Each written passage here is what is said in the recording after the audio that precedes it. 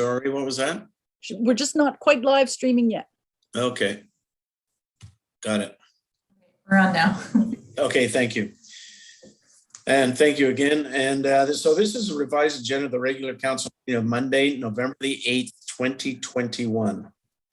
And open the council meeting. And with that, we acknowledge with gratitude that we live and work on the traditional unceded territory of the Squamish Nation, whose people have been stewards of these lands and waters surrounding Camp Bowen Island for millenniums. First item on the agenda is the approval of the agenda. And one comment, we have the late items. Everybody have those? Thank you. I'm just looking at 9.1, which was an insert, Sophie. And I think Yes. it's just the numbering on it. We have to move down. Oh, yes, sorry. Okay, that's no yeah, problem. the numbering slightly is skewed, but but the first 9.1, Yeah, there were about 18 letters from the public that were received between Friday and this afternoon. okay, so and that there's, were okay. So they're in addition to these ones. Yes. yeah, so the ones that were circulated this afternoon on your on-table package, plus Okay. one from a writer named Chuck Van Heusen. That was not circulated, and that's just because it wasn't sent to the distribution list, but you should have it in your email. Okay, yes, we do. Okay, thank you for that. And the approval of the agenda. Mr. Mayor, Oh, sorry, Mayor. Sorry, Sue Ellen, go ahead. I just was going to suggest that the second 9.1, you just call it 9.1B. Then you don't have to, staff doesn't have to do the extra work. Thank you. Okay, what do you think? So Sophie, the second either way? 9.1 is a totally different topic. It should be its own number. Okay, Yeah, we're gonna put it. we can renumber them. Yeah, okay, I don't think tried. that's the end of the world. That's an And easy then- fix for us. Okay, Yeah. any further discussion? Oh, sorry, Mary Ander. Yeah. Just item 10.1. Okay, sorry. There's a recommendation on there, and we're Yes. actually removing the recommendation because it's been previously dealt with at another council meeting. Yeah, I thought that was kind of, Just the first recommendation. Yeah. Not the one about the budget. no, absolutely. Actually, both are being Oh, removed. both. Okay. Yeah, yeah, Both were addressed in May, and thank you, Councillor Morse, for pointing that out. Back in May, the Heritage Commission presented its 2021-2022 work plan and stated that budget amount for consideration in the budget planning process at that time. So it's redundant, and my apologies that it got this far. so how about the minutes there, Maureen? Do you want those in? Yeah, just for receipt. Okay.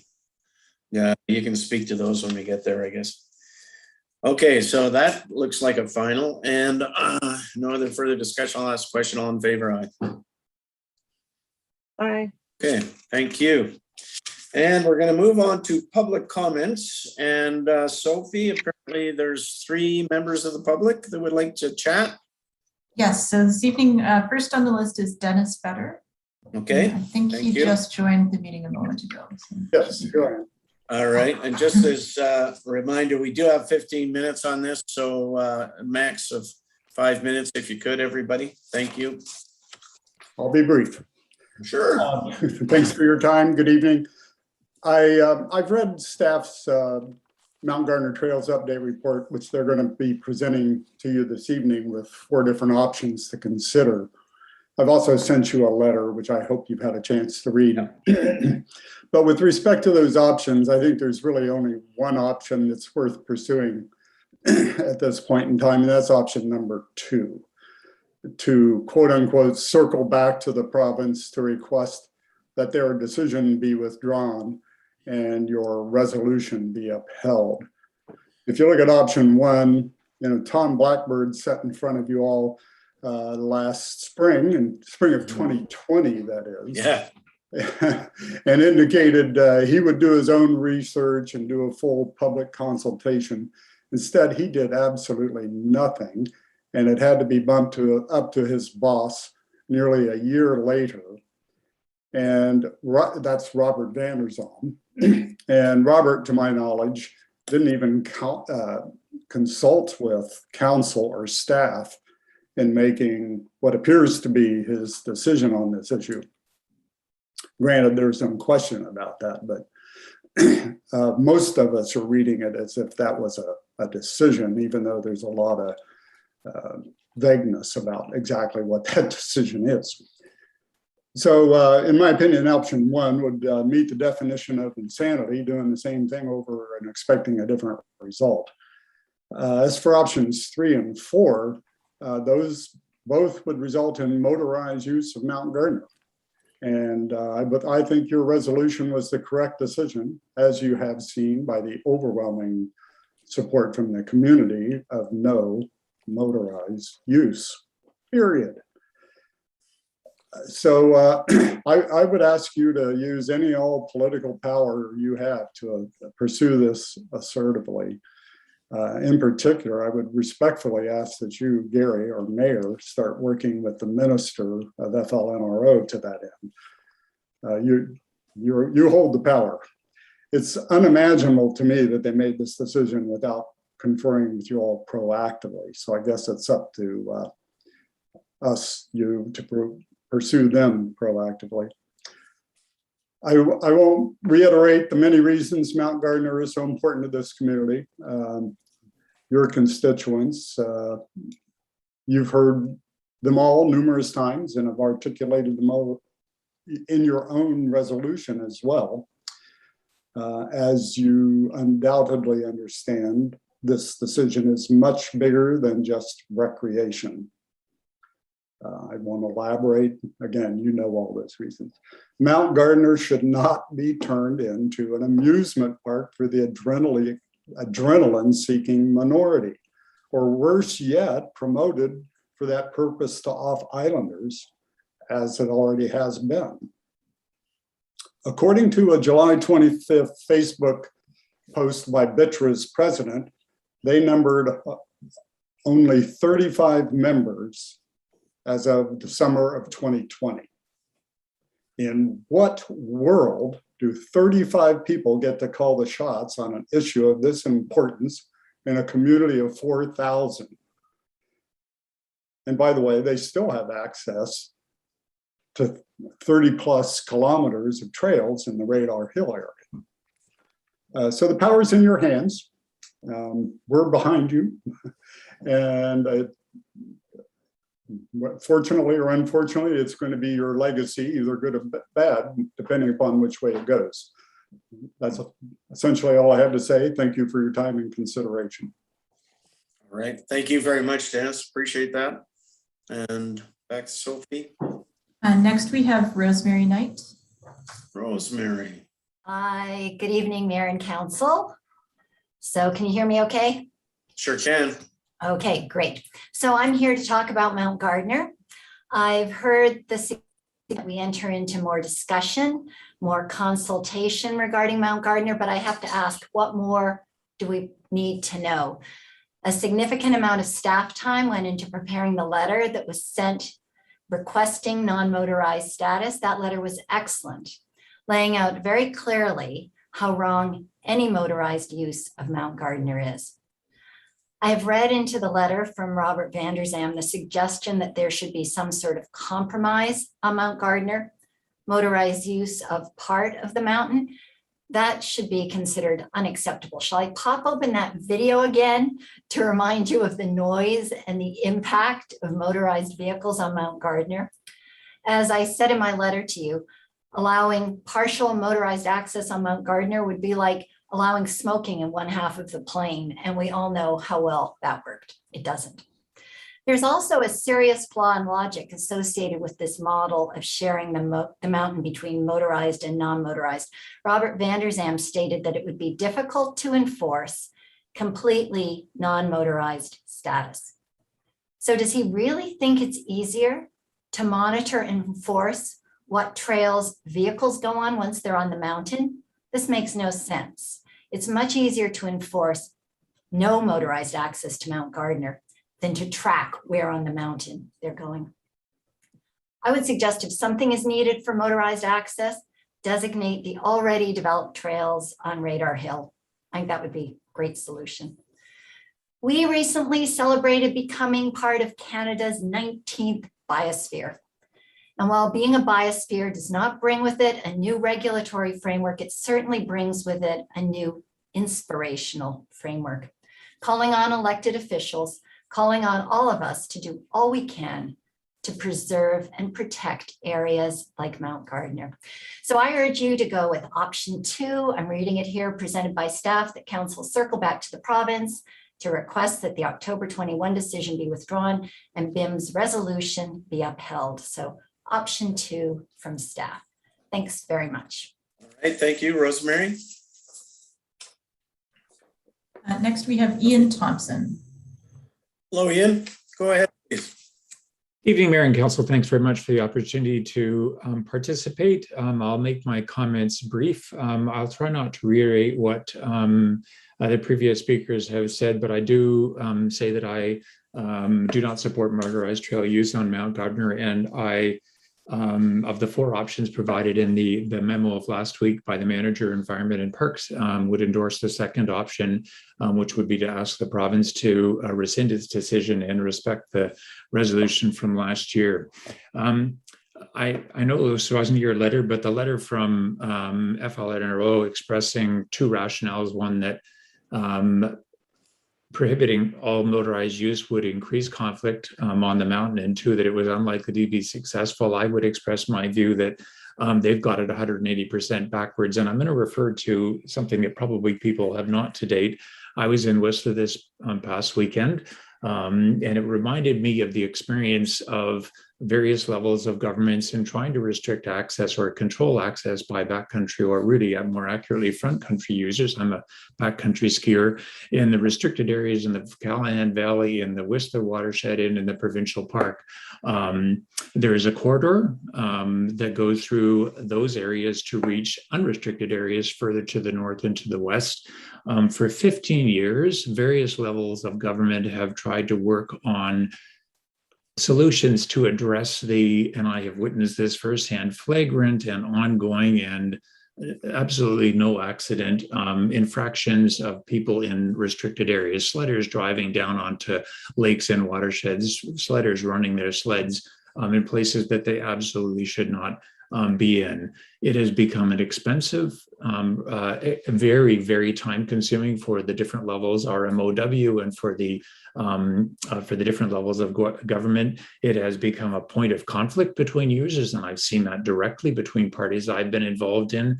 And as someone put it, and I by no means attribute this mentality to sledders, to riders on the island, but I think it's pretty clear that we would see a substantial uptick in riders coming from off island who would not respect the norms of this community and would not feel bound to behave in accordance with what they would expect from their neighbors.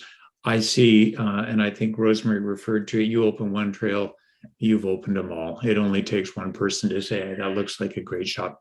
Anyway, I'll close my comments there by encouraging, as I suggest, the municipality to continue to advocate for what I believe is the majority of the islanders' view with FLNRO, and appreciate very much your leaning in here. Take care.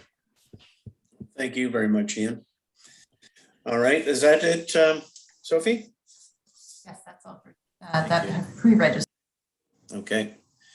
Okay, we're going to move on to the consent agenda. And does anybody have anything in the consent agenda that they would like to have? Yeah, we've got Sue Ellen. Okay, what have you got there, Sue Ellen?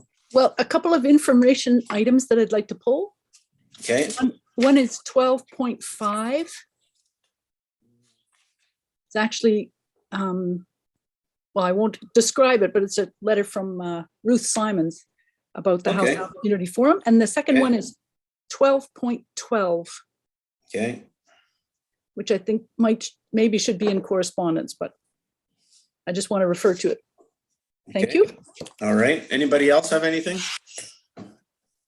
Okay, I don't see any more. So the recommendation is that the council approve the items as outlined in the November 8th, 2021 consent agenda.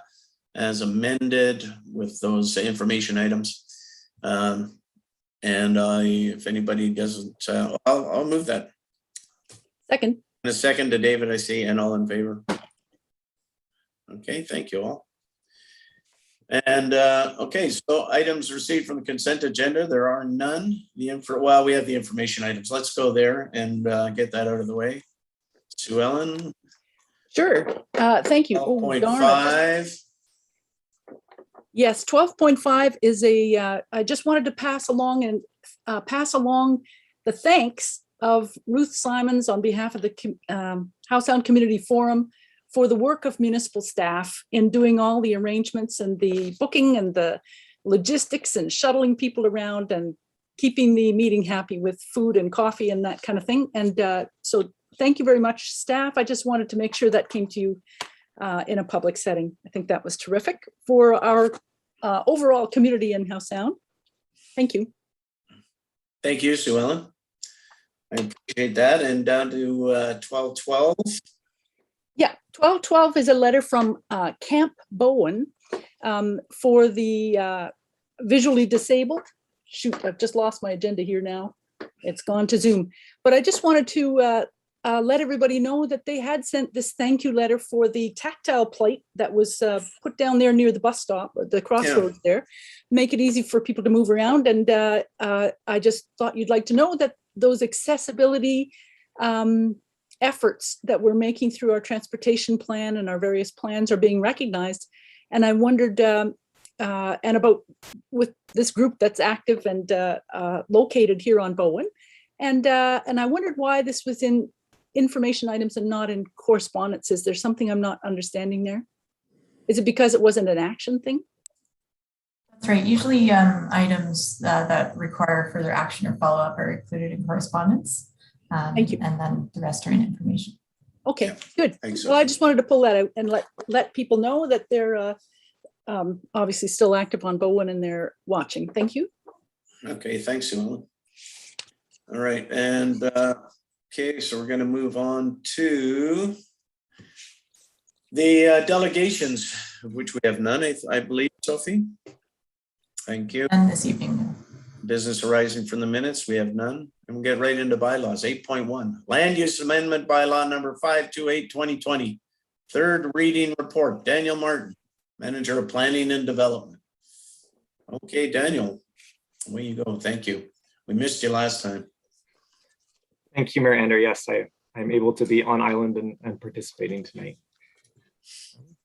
I will just share my screen here.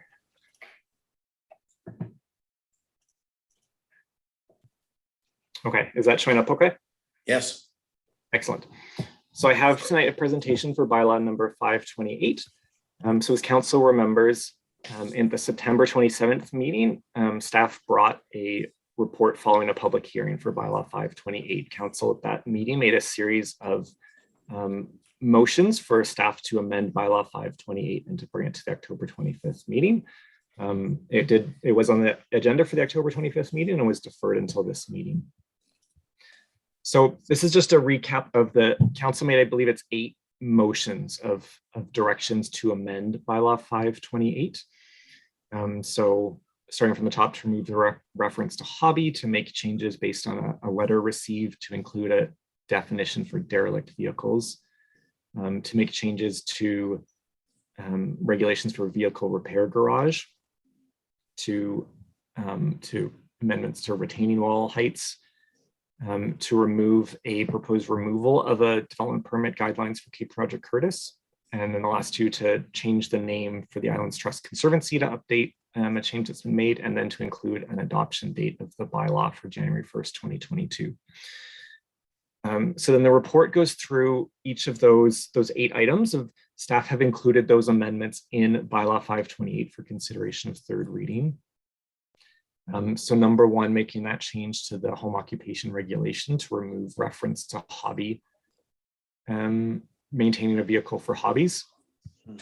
The second one, the series of course amendments based on the Brad Hawthorne correspondence, so including definitions for engineer and changing automobile to motor vehicle, and including a definition for motor vehicle and motorcycle that are taken from the Motor Vehicle Act. as well, yeah, vehicle repair, amending the definition for vehicle repair garage, and a couple other changes where it's changing automobile to motor vehicle. Okay. So number 3, then including a amended definition of derelict vehicle. So this used to be a vehicle not drivable or unlicensed for 12 months. So in this case, it adds an exception for if they're stored indoors or if they're covered outdoors, they're in good repair, they're not leaking, they're not contaminating the environment, that's not a derelict vehicle. So this is intended for people who are, collecting cars and maintaining them in good order, that's not a derelict vehicle. Number 3 is making then an amendment to section 3.57. So Number 4.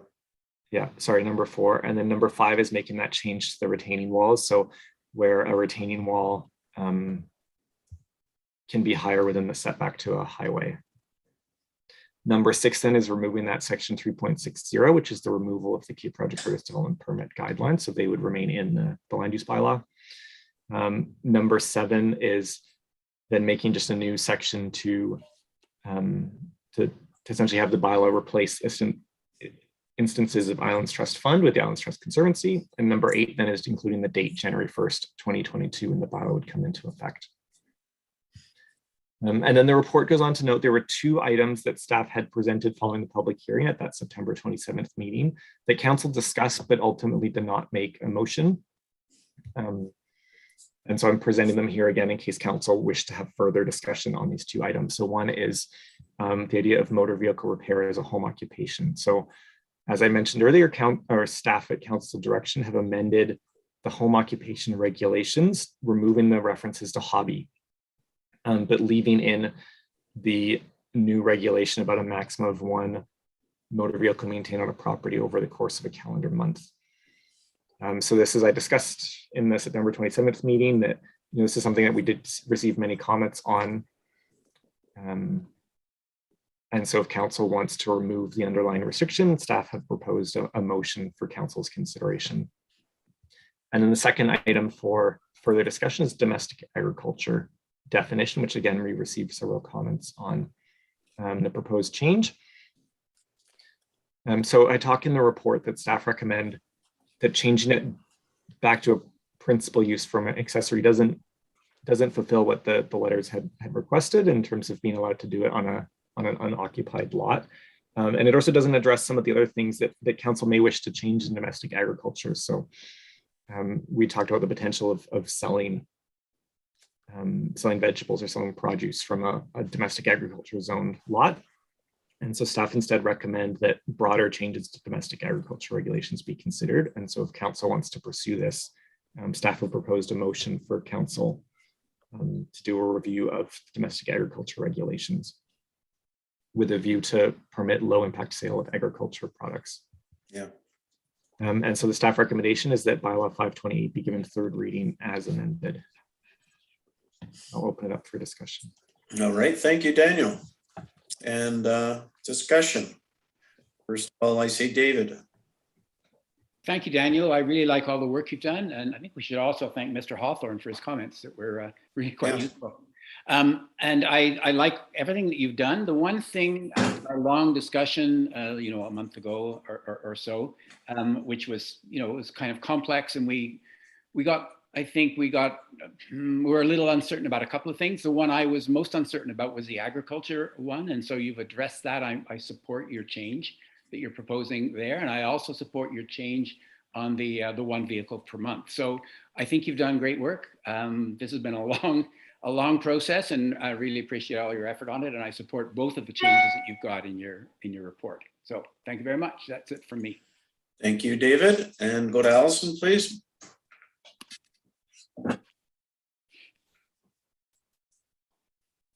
Okay, Allison, you're muted. So I'm going back to the recommendation that was in the original bylaw was that we remove the development permit. We remove the DP guidelines at 7.1 for Cape Roger Curtis. And there was discussion by members of the public that we not remove them. But to me, all it's going to do is if we don't remove them, all we're going to be doing is causing confusion and two sets of guidelines that are saying different things. For example. Point of order. We made this decision through a vote at an earlier meeting, did we not? So do we get to revisit a decision that we just voted on September 27th? I would think not. What's your recollection, Allison? Well, I thought we were bringing it ahead. up. It was all coming back so that we could clearly have a second look if we wanted to. Well, it's mostly about the items in dispute. I don't know if that was in dispute or not. Well, it wasn't unanimous, but Okay. I guess you have to rule as the mayor on the point of order, I believe. So It's just there's a different number of councillors here tonight, and that was a close vote. So I would like to know what are the rules about revisiting a motion Previous motion. carried previously. Yeah. Liam, would you have on that point of order, would you have a decision? I'll have to look into that, Mayor, but my understanding is that there are specific rules of how it can be brought back. And Yes. yeah. So I'll get back to you shortly. Okay. I would recommend that we hold on that. Yeah. Okay. Then we should move right ahead onto bylaw 8.2. Is that what you're suggesting? We've got other things we can. No, I think we can carry on. There's still many aspects to this. Okay, well, okay, let's go ahead with that then. So Maureen. Did Allison finish her point? Well, it's I being think it's all on investigated. a point of order that the mayor's going to have to rule on, and he's asking Liam for. Yes, I understand. But was there anything more that you wanted to comment on? Before I speak? That was the prime one, but I'll let others go because I got to get back to my other document. All right, thank you, Maureen. And I also want to thank Daniel for persisting doggedly with this document and taking the feedback that public and council has provided.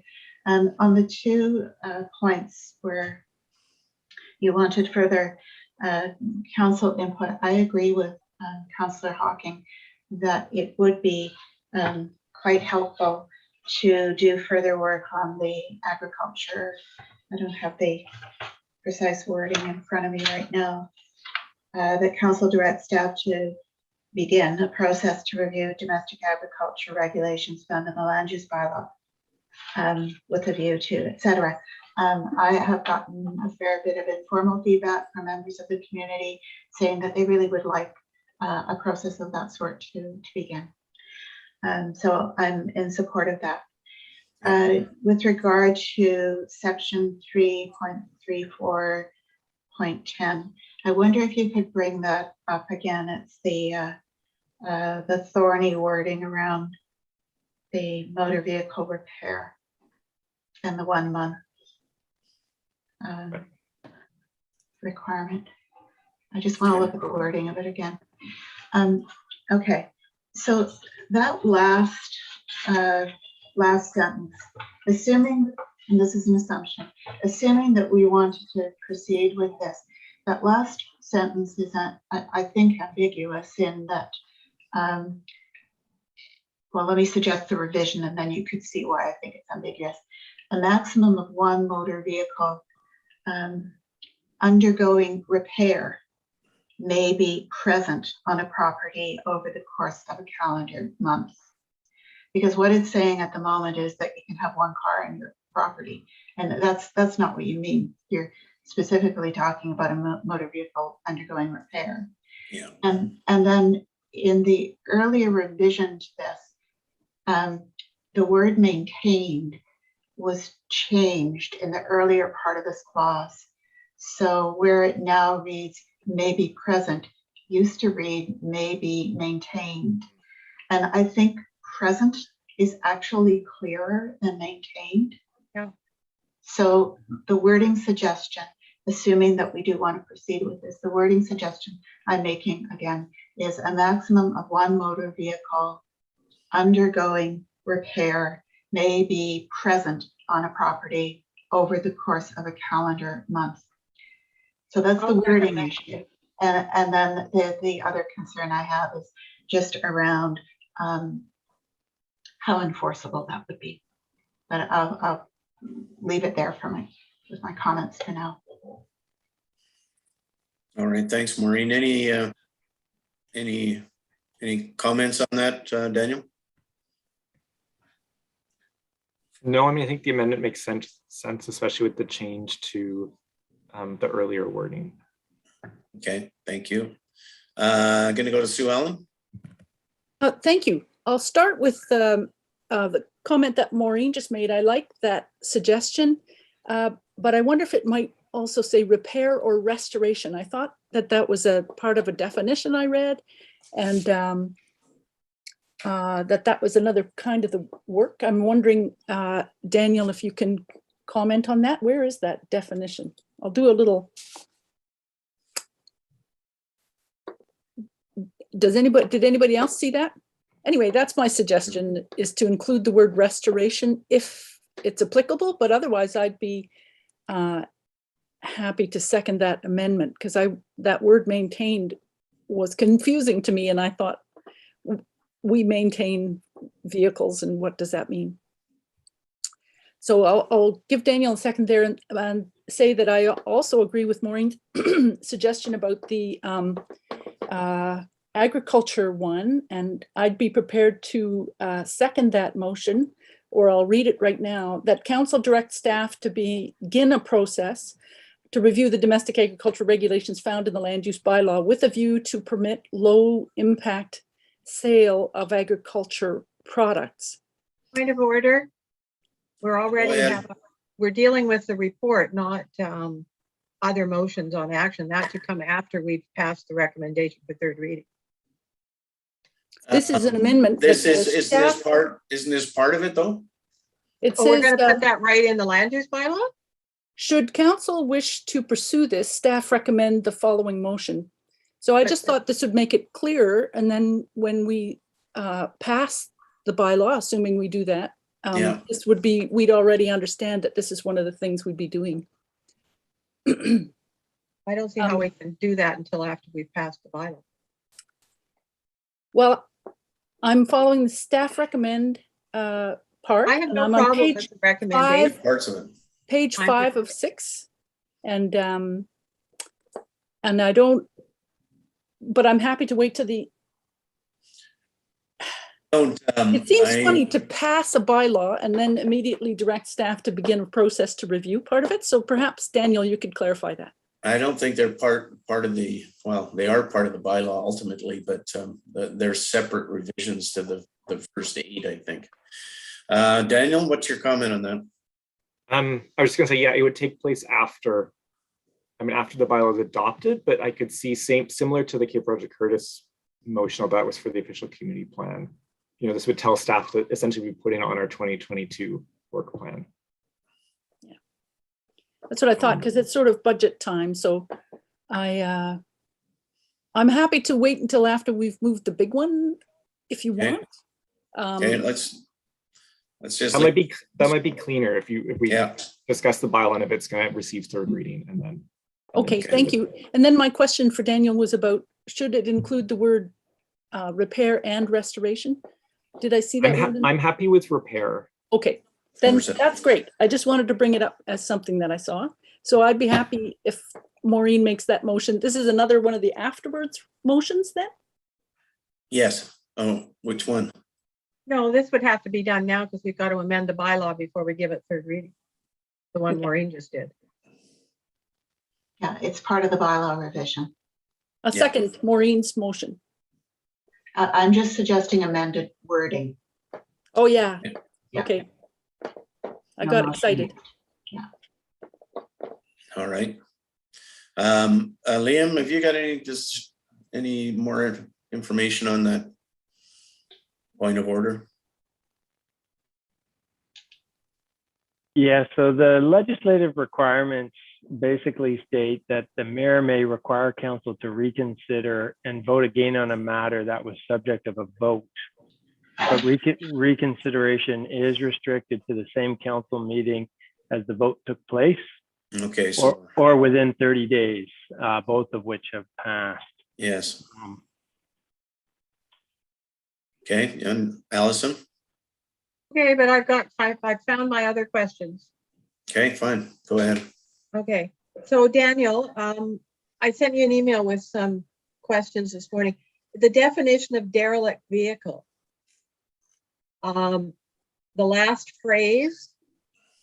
Okay. Where is it here? The very last phrase in derelict vehicle says not visible from highway or adjacent property. And I'm wondering if that's meant to be in there, because what's not visible, because the cars have to be stored indoors or covered by a tent or similar structure. So I'm not sure what not visible from highway or adjacent property means. I know I saw your comment. I thought, well, but maybe it's in a carport and then it's still visible if it's not screened. Okay, so then I think you have to make it clear that the vehicle is not visible from the highway or adjacent property. Because this way it could be talking about the tent or the indoor area. And the vehicle is not visible from highway or adjacent properties. Or else we haven't. Or are you intending that it has to be indoors or fully covered by a tent so nobody can see it? In which case a carport wouldn't cut it. I mean, that's what it means. I mean, unless it's, you know, if it's not close to a property line, then it's permitted, but it's saying if it's. Where does it say that? Well, if it's not visible from highway or adjacent properties. So if it's a big lot and it's in the middle. Okay, then it has to be or. Not visible. Not and. Could I suggest, I think what it needs to read is that last phrase, I think you need to add in a that is. So it reads, and that is not visible from a highway or adjacent properties. And that clarifies the clause structure in the whole clause. Yeah. If that makes sense. Does that make sense to you, Allison? Well, no, I think I'm still not clear as to what's not visible. Is it The vehicle. The vehicle itself. okay, but it says with the exception of vehicles which are stored indoors or outdoors are fully covered by a tent. And not visible from a highway. So the tent and the indoors aren't visible, or is it the car is not going to be visible if it's in a tent or indoors? Yeah, well, let's see. You're talking about the vehicle and not the structure, aren't you? Yeah. Yeah. So I think Maureen's. So I think if you change the or to the and to or, then Maureen's wording is. Because as Daniel just said, it could be on a 10-acre property and in the middle of the property. So the car doesn't have to be stored indoors or under a tent. No. So I think the and needs to be or. Do you agree with that, Maureen? We got to move on here.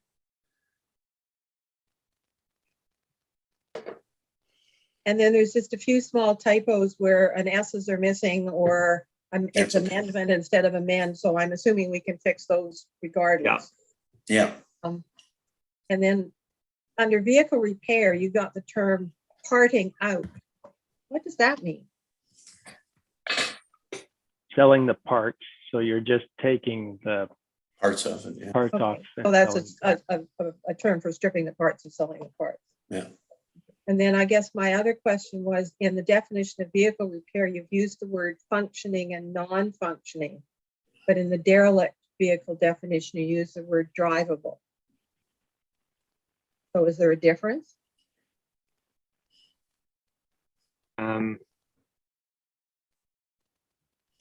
Probably not a whole lot. So would you rather it say drivable? Well, I guess to me, they need to be the same. Yeah. And And then I guess, I don't know whether they use any of those terms in the motor vehicle act.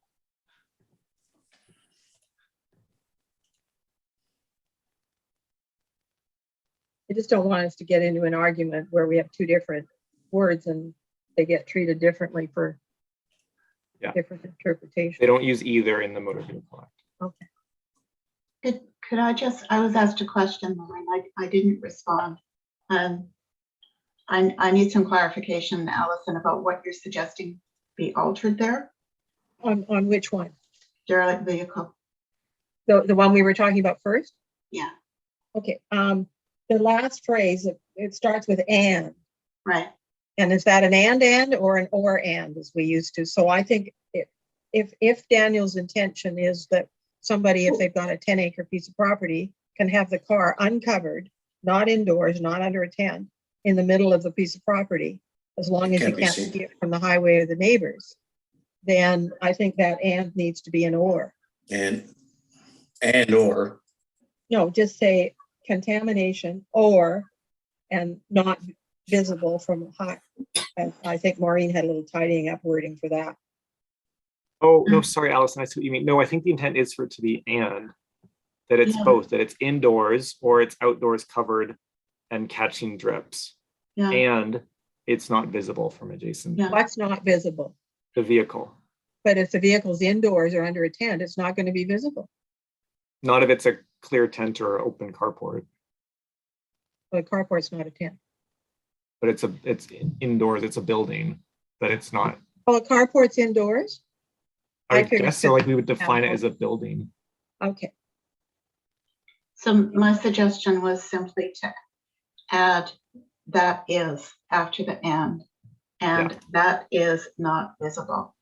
Yeah. And I wasn't suggesting anything more than that. Well, I'm still struggling with what it is that's not visible. Because if the car is, I mean, you can solve the clear tent by just saying opaque.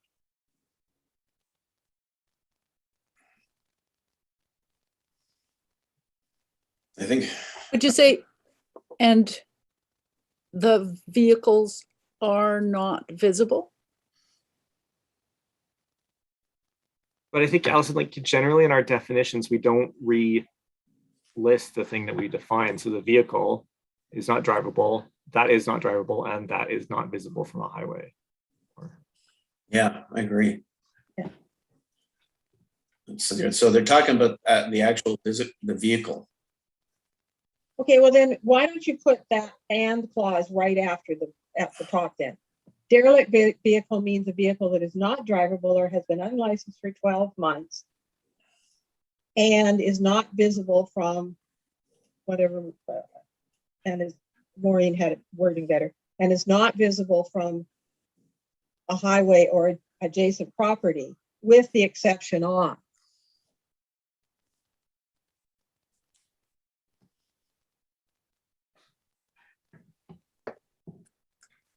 It's indoors, or you say, if you said stored in a building and a carport's a building or structure, then I'd be fine. If you changed indoors to within a building or structure. Right.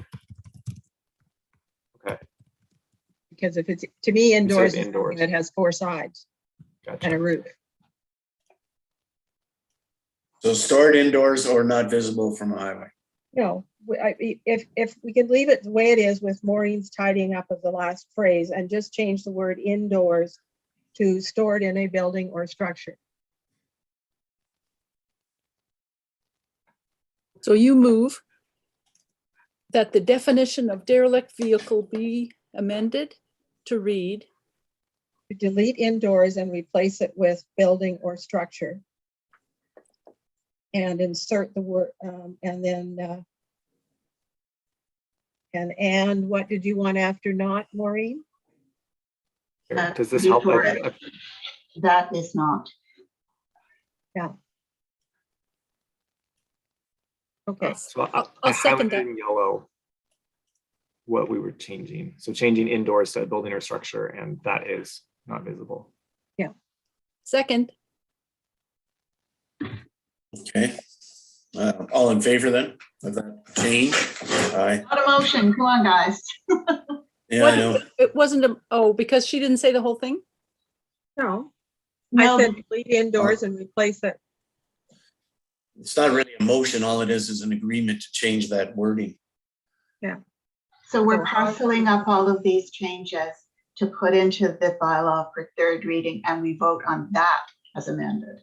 Okay, I just thought it helped to clarify what it was. The conversation was going around. Yeah, it certainly was going around. Okay, is there anything else here that and are we happy with where we're at on it? I Daniel? just had one question on the definitions of motor vehicle, motorcycle, and vehicle. Are those the same as what is in the Motor Vehicle Act? They're not quite, because the Motor Vehicle Act includes definition for a vehicle that's powered by trolley lines. Yeah. Okay, but for anything that would ride around on the roads here, the definition's the same. Yeah. Okay, thank you. Okay, David? And then one more, Oh, Jesus. at 3.1, Yeah. in the actual bylaw, it seems to just trail off. Is there something missing? Bowen Island. No. Okay. No, that's just deleting the figures. Section 1.5 is figure, so I didn't go and look at section 1.5. Okay. Yeah, section 1.5 is just a series of very outdated looking images that instead of doing in the bylaw, we want to do in explainers and update, and then we don't need to. And the figures amend weren't bylaw. numbered? They were, but it's deleting the section. Whole section, yeah. Oh, okay. So it doesn't have, all right. You finished, Allison? Yeah, Thank you. David? Thank you, Gary. I just want to go back to the 2 points that that Daniel raised. The one, the agriculture one, we'll do that afterwards. Fine. But the other one was whether or not we delete the 1 car per month. And I wanted to delete it. I didn't see what, as Maureen said, it would be hard to enforce anyway. And I'm not quite sure what that adds. The issue is to make sure that any work that's being done is being managed properly with, trapping the oil and all that sort of stuff. And that's all in the bylaw. So I would just delete that 1 car per month. Danny, if you want to just slap it up on the screen, then I think everybody could see it. but if you have, if you don't have any limitation on how many cars, then you could have 50 cars per month. There's several of us with their hands up. I see that. It says 1 motor vehicle, licensed or not, may be present on a property at a time. But then it's, because that's already there.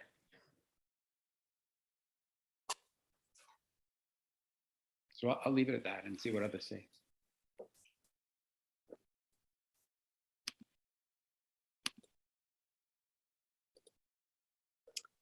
I don't even, I have a hard time with that definition anyway. A maximum of 1 motor vehicle may be present on the property over the course of a calendar month.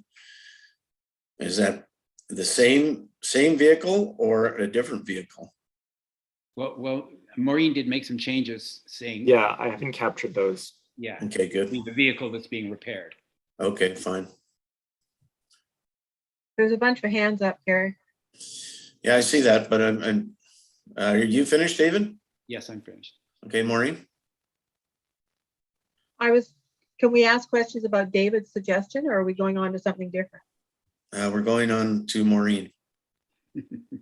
Which builds on what David Okay. was asking. When I was looking at this afternoon, I mean, the question of enforceability was prominent in my thinking. And it applied to the last sentence, but it also applied to the to be completed within 1 year of occupancy of the site by the vehicle. And I don't know if I actually support this. I'm just putting it out there. I wondered what would happen to this if we just ended this clause at, for the purposes of vehicle repair for home occupation, period. So we're taking out the 1 year And taking out the, And we're taking out the one per calendar month. I agree. I mean, it doesn't address the issue of cumulative impact. You know, if there were one car present, you know, every single day. So it's not addressing that, but I just don't, this goes back to, you know, a couple of months ago.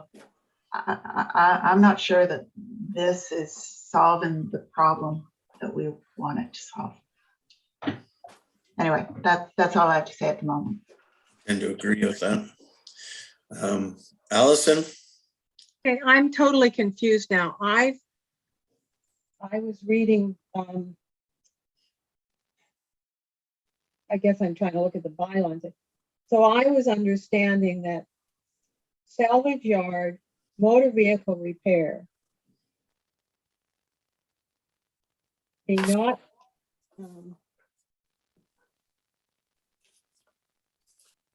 maybe present on a property at home. I don't have the bylaw in front of me. Is the intent that you won't be able to have a motor vehicle repair shop as a home occupation? Is that the intent of the amendments that are being made? Yeah, to restrict the, yeah. Got to get back into the report. Why don't we just say that then?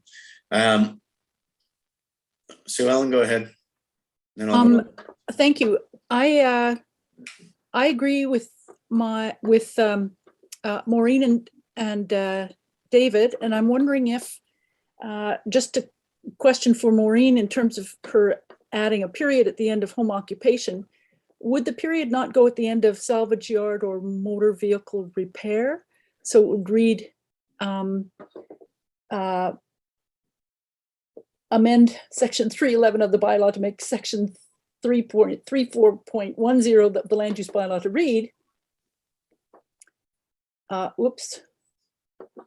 That's 3.5. That the relevant section of the land use bylaw does not permit the following as a home occupation, salvage yard or motor vehicle repair, period. I'd be in support of that.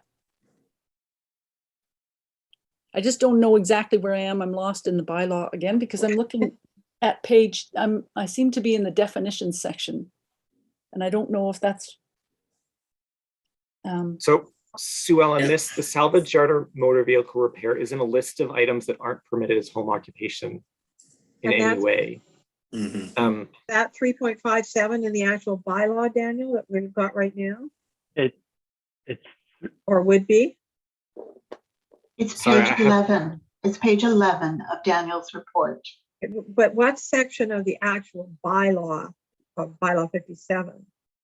Oh, of bylaw 57, it's 3.34 of bylaw 57, the land use bylaw. Okay, let me find that. 3.34 sub 10. Yeah. Page 32 of the existing bylaw. What's going to read now then? What will sub 10? The following uses shall not be permitted.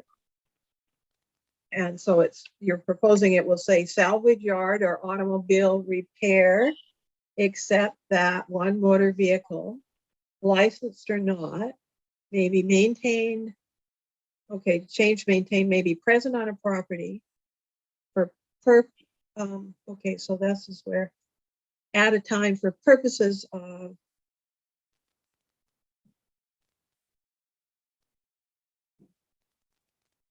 so I guess David's questioning the underlying piece. So I'm trying to figure out what's the benefit to the underlined piece. Well, you can only do one vehicle a month, obviously. Well, it says that you may be present on a property at a time. Yeah. So if we removed over the course of a month. If we remove the one vehicle over a course of a month, then you could have 10, 20, 30, 40, 50 vehicles over a course of a month, correct? Yeah. So we can't remove that section because if we remove that, then you've got a vehicle repair garage being operated on a residential zone. Except that only one motor vehicle, licensed or not, may be present on a property at a time for the. At a time. So you fix it, you send it out half an hour later and you bring back car number 2. And half an hour later, you bring back car number 3. Yeah, which is what's happening. So that underlined piece has to stay there. Okay, you're making a good point, Allison. With the change to present. All right, I'll accept that. Okay, how's everybody else feeling about this now? Sue Ellen? Yeah, I'll accept that too. Thank you. That clarifies it. And I found the word salvage and I see it now in the bylaw. Okay, Michael? Mayor, at the risk of being slightly contrarian here, the longer I'm listening to this conversation, the more I'm concerned about my own level, and I admit it, of confusion, and also through lack of context. I find this process very hard to review a land use bylaw of this complexity. And I confess, I think Zoom is ill-equipped. I don't have the documents that I need, and I'm really concerned that, yes, I might agree to this because it seems to make sense, but I'm finding it harder to get the context. I'm actually prepared to stick up my hand and say, I don't think this is the right format to agree to our bylaw here as put forward, because I think it's becoming near impossible to follow the conversation. And if anyone was to play back the last 30, 35, 40 minutes, they'd probably be compelled to agree with me. So again, at risk of being difficult here, I just don't think this is a process that works for passing a document like this. It needs to be in front of us. We need to be able to move documents back and forward. And speaking personally, I hope I'm never ever put into making a business decision of this complexity and this importance in this manner. I just don't think it works. And I say, I'm not saying it. Everyone here looking at it are great colleagues. But I just don't think this is suiting the process or becoming council well at all. And I'm suggesting it's set aside and we find a more articulate format to go through it. Because otherwise I see us possibly agreeing to things which in retrospect we wish we hadn't. Because I will admit the fact that I have rather lost the thread of this conversation. So I'm speaking against myself. But that's where I find myself. Okay, I agree with you, Michael, and I just wonder if we can part in this and go through the first part that was acceptable to everybody, and get those in, and the agricultural part, and we'll bring the vehicle repair part of it back at a different time. I just don't see that we're making any headway on that one at all. And if we do it separately, I think it would be a lot easier to deal with. Maureen?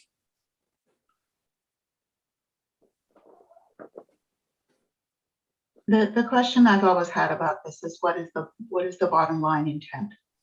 Do we want to have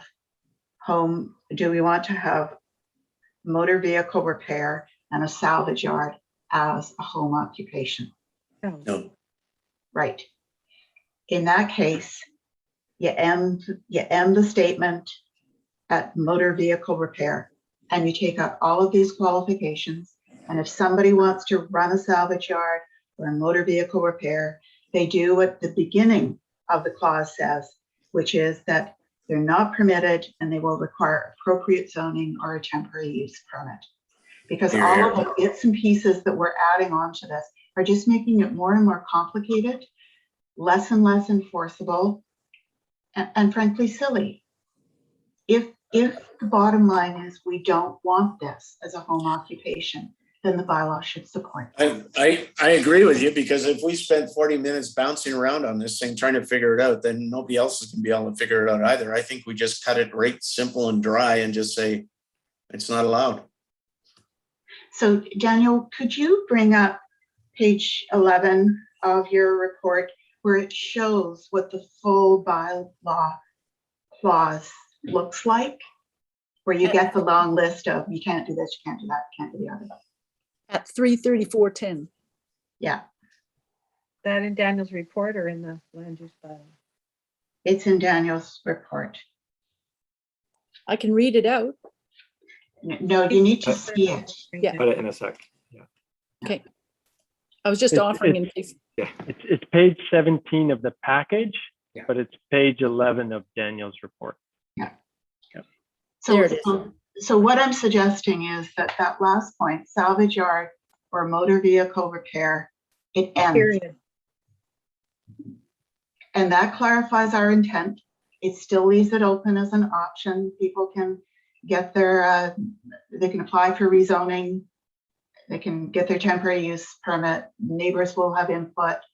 Nobody's business is going to be stopped immediately, but it's clear that it's not a desirable home occupation.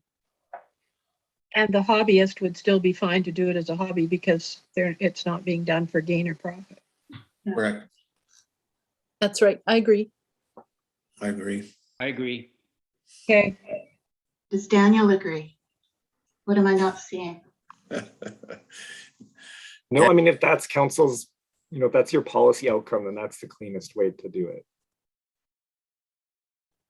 it makes it very, I could make a motion, but it wasn't welcome last time. I think if I was going to move this, just to clarify things, it would be to say that under 3.11A on the page in front of us, the last point would read salvage yard or motor vehicle repair. period.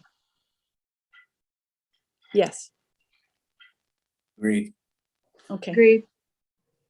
Agreed.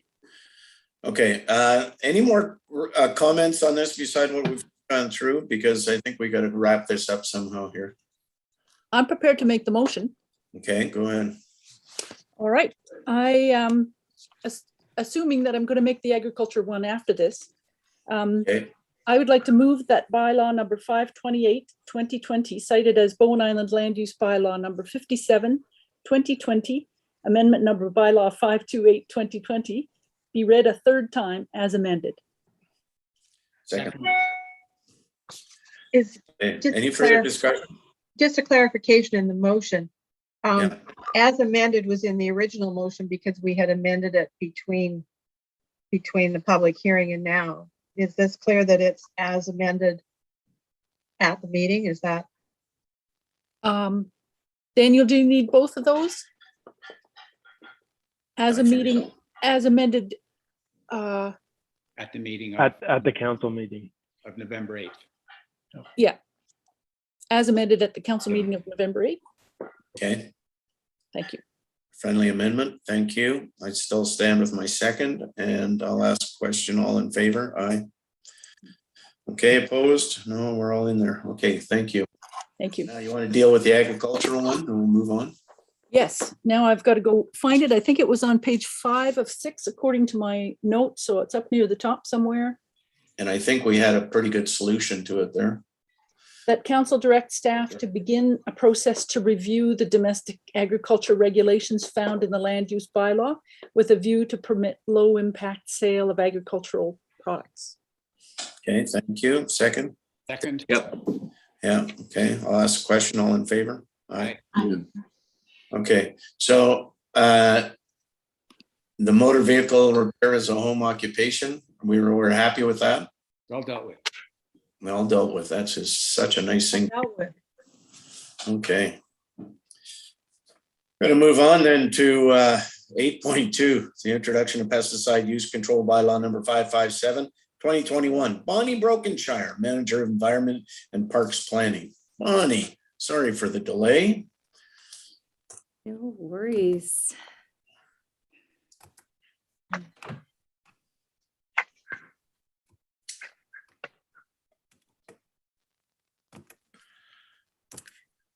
All right, everything, you can see my screen okay, Yep. Council?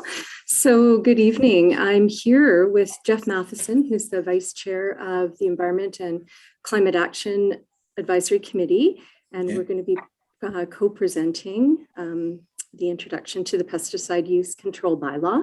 And I just wanted to say off the top that I'm really grateful to the efforts of a lot of people that are bringing forward the bylaw for first reading to council tonight. And there was a subcommittee struck, an ECAC subcommittee struck, and the members of that committee are Jeff Matheson, Will Husby, Don Schaefer, and Michaeli Florendo, and they've put in great effort to bring forward the draft. They've had great suggestions and done research along the way.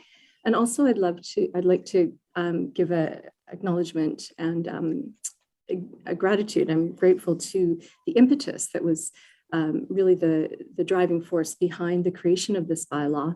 And that was from Bowen Island Food Resilience Society members who brought forward a presentation to ECAC. And from that presentation, this bylaw has been developed. And also members of BIFs have been instrumental in providing feedback along the way and suggestions for revisions. So Phil Gregory was instrumental, Bruce Lanfear, and also Rabia Wilcox. And I know other members of BIFs were also involved behind the scenes, but I just wanted to acknowledge their efforts. So, sorry, I'm just trying to advance. It's not advancing.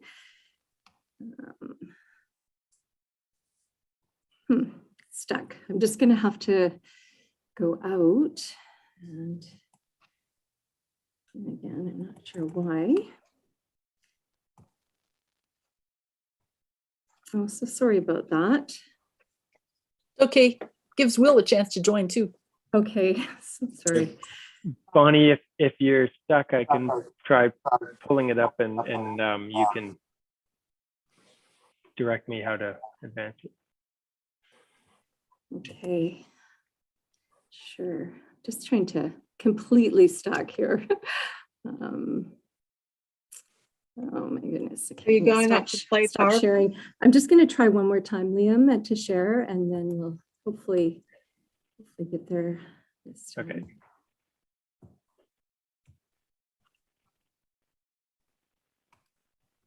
Just when I thought I'd mastered this, there we go. So the intent tonight is to present for council's consideration, the bylaw number 556, 2021 to regulate the use of pesticides, and to present council with bylaw number 557, 2021 to include enforcement notices for this bylaw. And I'm going to pass it over to Jeff to present quite a few slides here. And he's going to provide some rationale behind the creation of the bylaw, and also give some background about the development of the bylaw. And also then he will talk a little bit, describe where the bylaw applies. So I'll hand it over to you, Jeff. Hey, thanks very much, Bonnie. Can you hear me okay? Yep. Okay, good. Well, good evening, Mayor and Council. It's a pleasure to be here representing the Environment and Climate Action Advisory Committee to help present this proposed bylaw. It's exciting for us. Okay. So why this bylaw? Well, at the highest level, it contributes to advancing the right of Canadians to a healthy environment, which is a current priority of the federal government. And there was a recent declaration by the United Nations around the same topic. We know that Bowen Islanders are concerned about the use of pesticides on the island. The science is strong on how pesticides move through the environment and can have an impact on organisms, including humans, and on human health. Pesticide bylaws are hardly new to British Columbia or to Canada. Most of our neighboring municipalities do have a cosmetic pesticide bylaw in place, and some for 15 years or more in many cases. There are many alternatives to the application of pesticides for cosmetic purposes, so they're hardly critical. And one local driver or motivation is related to the proposed on-island composting project. And if it goes through, if it's funded, the product will need to be free of pesticides, and this bylaw will help to reduce the risk of contamination. Next slide, please, Bonnie. Yes, so sorry, it's stopped again. I'm going to go out and go back in. I don't know why it's freezing, but I'll just be really quick here. I'm so sorry for the lack of continuity here.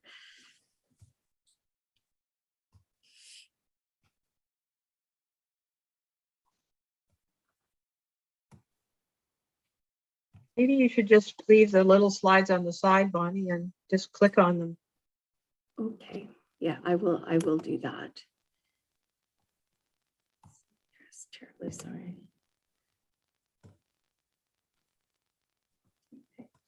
There you go.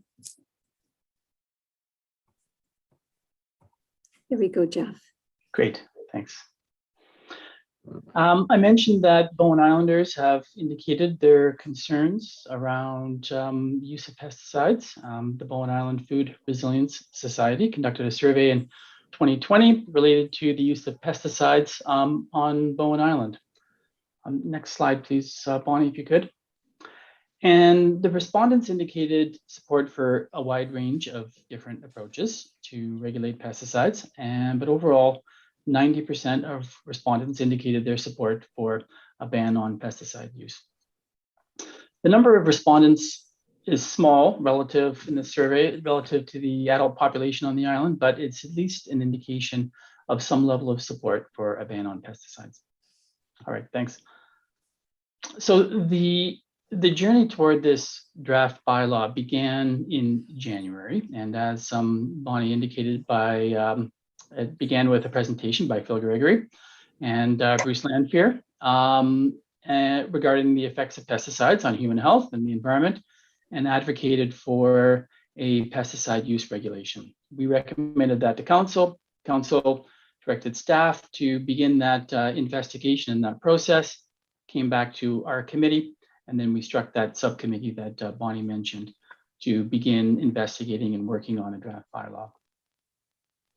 We met 4 times over the year. We met again and consulted with Phil and Bruce and with Rabia Wilcox, and developed a draft bylaw. Brought that back to our committee about a month ago, and our committee unanimously supported that staff bring this bylaw forward, the bylaw to regulate pesticides, and subject to legal review, which occurred last month as well, too. British Columbia does not have legislation that regulates pesticides for cosmetic purposes, unlike other provinces in Canada. However, there is a provision for municipalities to do so under the BC Community Charter, which essentially allows municipalities to regulate, prohibit, and impose requirements in relation to the use or the application of cosmetic pesticides. There are some restrictions in that municipalities cannot adopt a bylaw that regulates pesticide use on industrial, commercial, or institutional lands, as these lands are not exempt from the provincial approval requirements.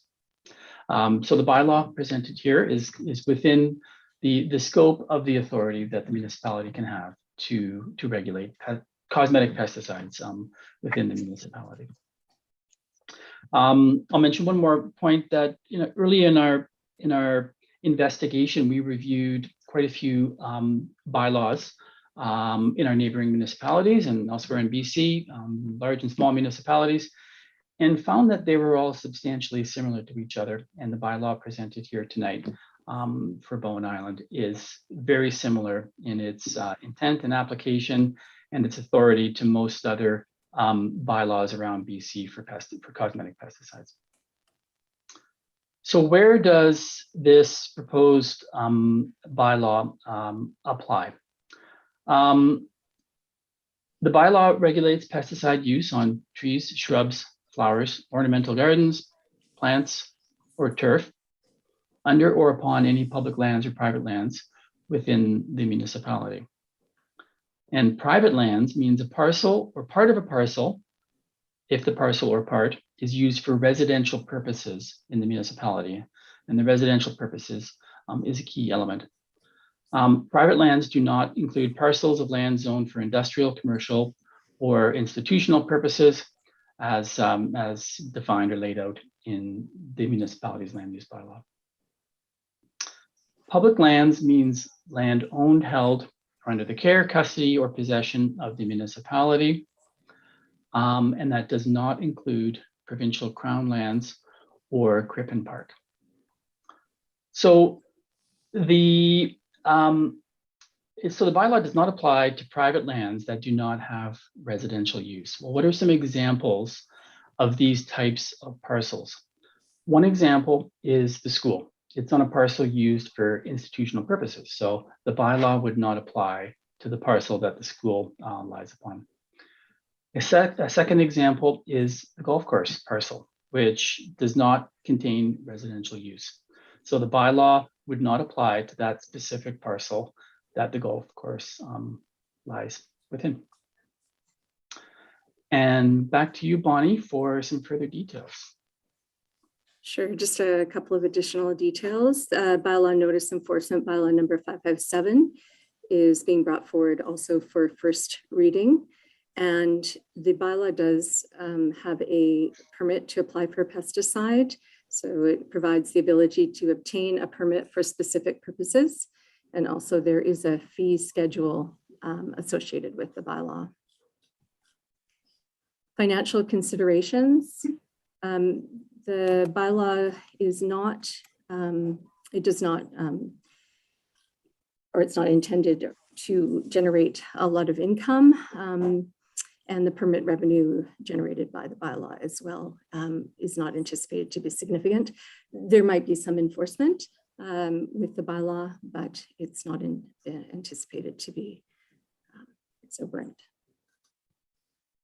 In communication to the public, I just wanted to bring council's attention to the Bowenan Municipality's pesticide control bylaw fact sheet that we've created. It is in draft form and it's open to edits, but we're hoping it will help with community or communication to the public. And also Will Husby, one of the subcommittee members and chair of the ECAC, has produced a draft integrated pest management brochure, which he is working on to finalize, and that should be ready for public consumption early in 2022.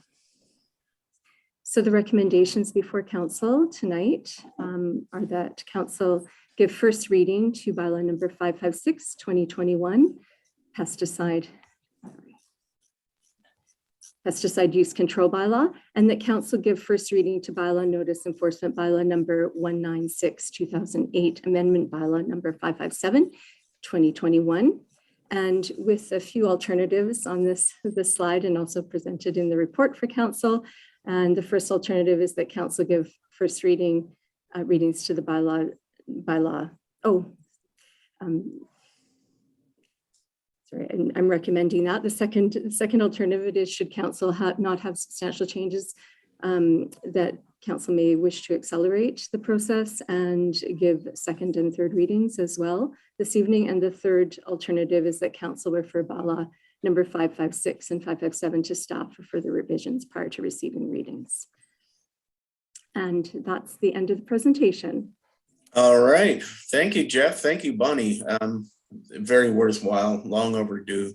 I'll go to David. David. There we go. Thanks, Gary. I just want to thank I'm a member of this committee, and I just want to thank the subcommittee for all their work on this and staff. You know, Bonnie helped as well. But I think this does two things. One, I think it's given us an excellent bylaw. That's great work here. The second thing is it's shown that when we delegate some work to a committee, when there are professional members of that committee, we can do really good work and help staff out, help the municipality out, get good work done for not a heck of a lot of staff time. Although Bonnie certainly did put some time into this, so I certainly approve of this, and I want to thank them for all their work. And Jeff, great presentation. Thank you, David. Allison. Thanks. Thanks for the presentation. Couple of questions.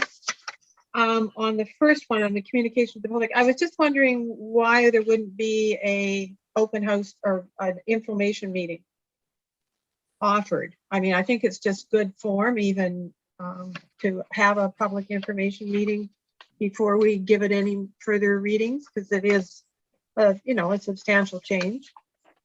Not, you know, it's, I just think it's just good due process. So I would like to see a public information meeting by Zoom. And I've got a couple of questions on the bylaw. The third whereas, I'm assuming you're talking about a chemical load within the body of a Bowen Island resident. That's correct. So it sort of sounds odd, chemical load within Bowen Island residents. So you might think about for second reading to make it clear that it's their bodies. On the private lands definition, it says used for residential purposes. We have a lot of vacant land that is zoned residential. But people might, you know, garden on it. Is that considered, I mean, to me, used for residential purposes means used for residing. And it's not it's, you know, somebody could have 3 parcels of land and only have their house on one of them. What, does this not apply to the other 2?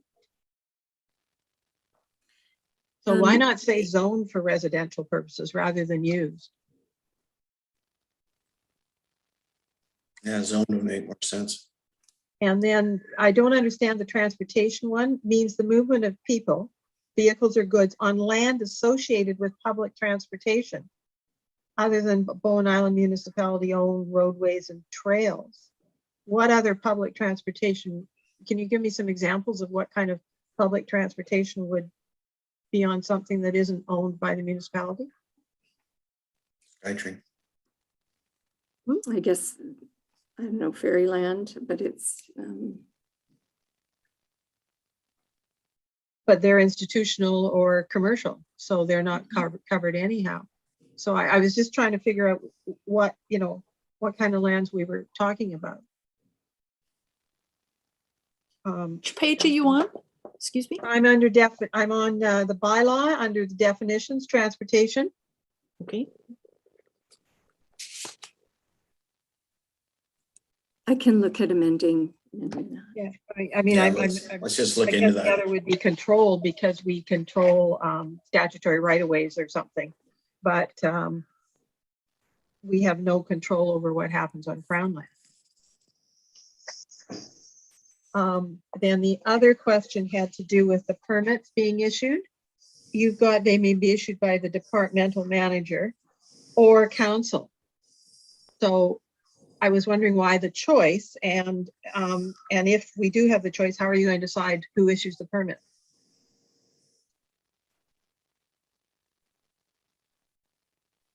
Yeah, I don't have any criteria on how I decide. I mean, right now we've delegated, I mean, maybe it's to council or their delegates, and I don't know, or we delegate to staff with certain, I mean, how are you going to decide who's going to issue the permit, council or staff? And are we going to end up getting into arguments because somebody on council thinks we should have issued the permit and staff's gone ahead and issued it or denied it, and not denied it or something. Yeah. I don't know what council would be involved. Well, we don't get involved in the very technical development permits. So I guess that's my question, at what issue or level, or should council even be involved? So I think we might want to have that discussion. Yeah. And those were my questions. Thank you, Allison. Michael.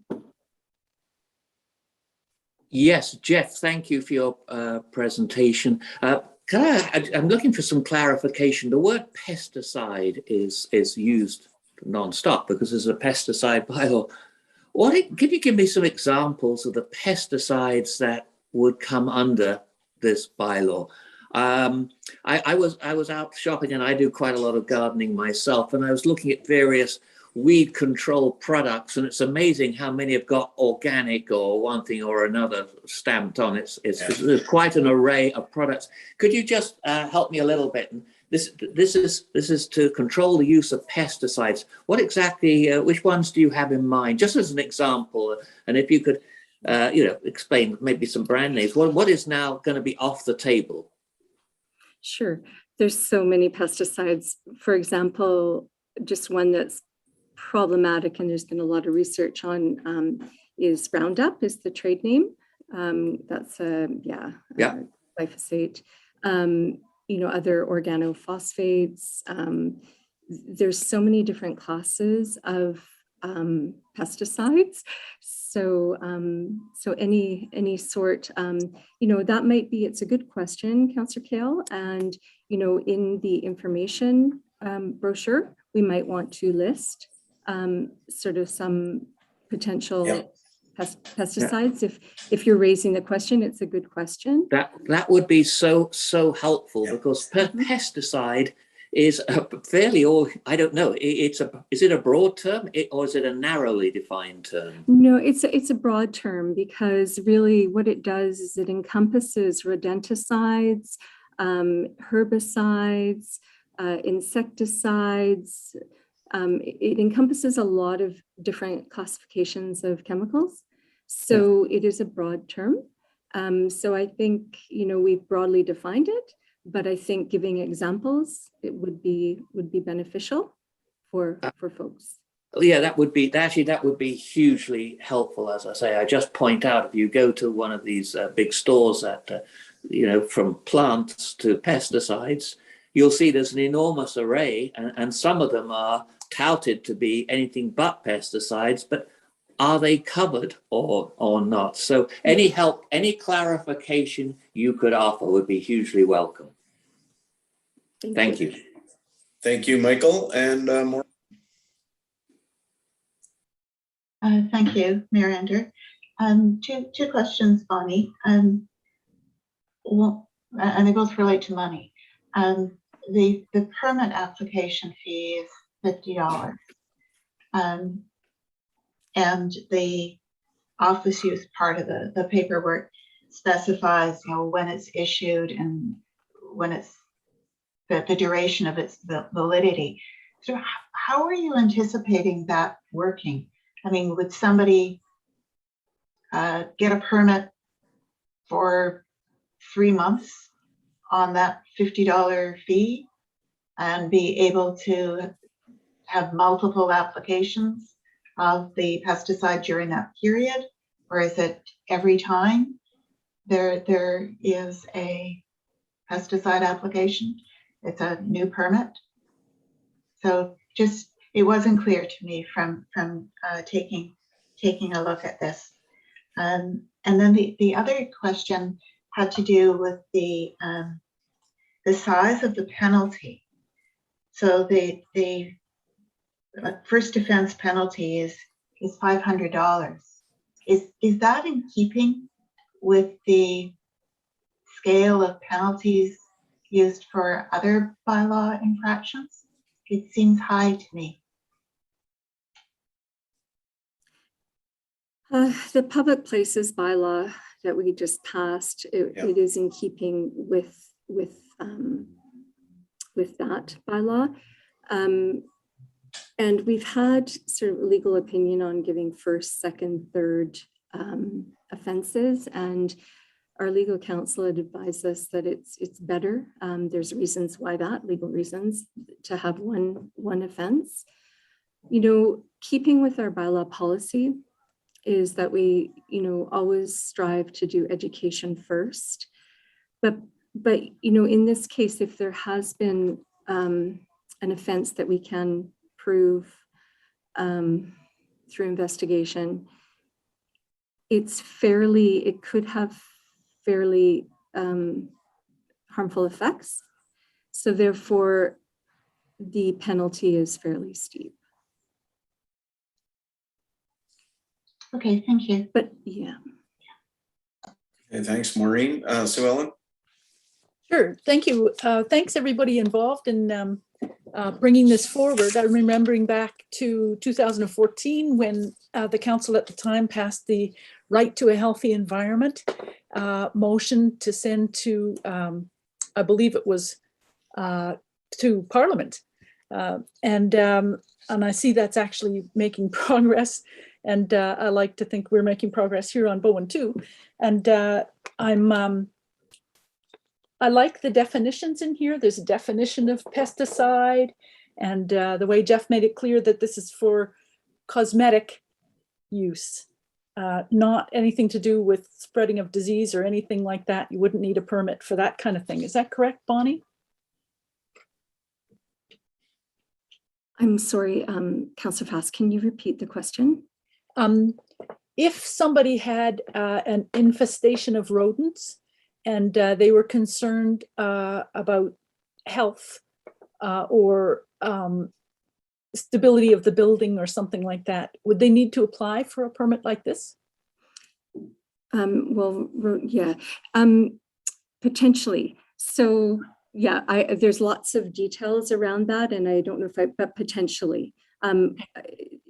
Potentially. That's the great. Bylaw does not. The bylaw doesn't apply to inside buildings, and also there has been some provincial regulation that's been instated around rodenticides. So potentially, but I would have to have specifics and a little bit more detail. But good, thank you. Yeah, no, I just wanted. I guess I was asking the question because it is a very complex area and legislation is changing. And so anyway, I'm in support of this bylaw, and I'll be happy to move it. I think the idea of protecting wildflowers that might be adjacent to a piece of garden, or butterflies and birds and all these, including owls and these other creatures, I think that's what Bowen Islanders would like to see that protected. I think Jeff talked about the UN declaration. We're in an ecological crisis worldwide, also in a climate crisis that's making it harder for all these parts of nature to survive. So to me, this is a level of protection for nature, and I'm in support. Thanks. Thank you, Sue Ellen. Allison? Going back to the, what is the definition of pest? I mean, is a rodent a pest? Is a skunk a pest? Is a rat a pest? Is a mouse a pest? Yep. I'm looking at page 2 of 11, and it describes pesticide as defined. Yeah, but pest isn't. I mean, it wouldn't have occurred to me that rats and mice were pests. You know, mosquitoes and smaller flying insects and things like that. But you know, are mink pests? Which? Mink. Oh, Got them all over the place here.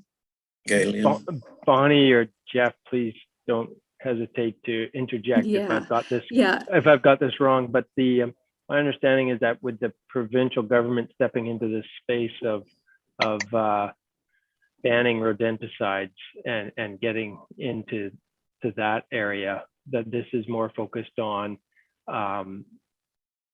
pests, as in bugs and that type.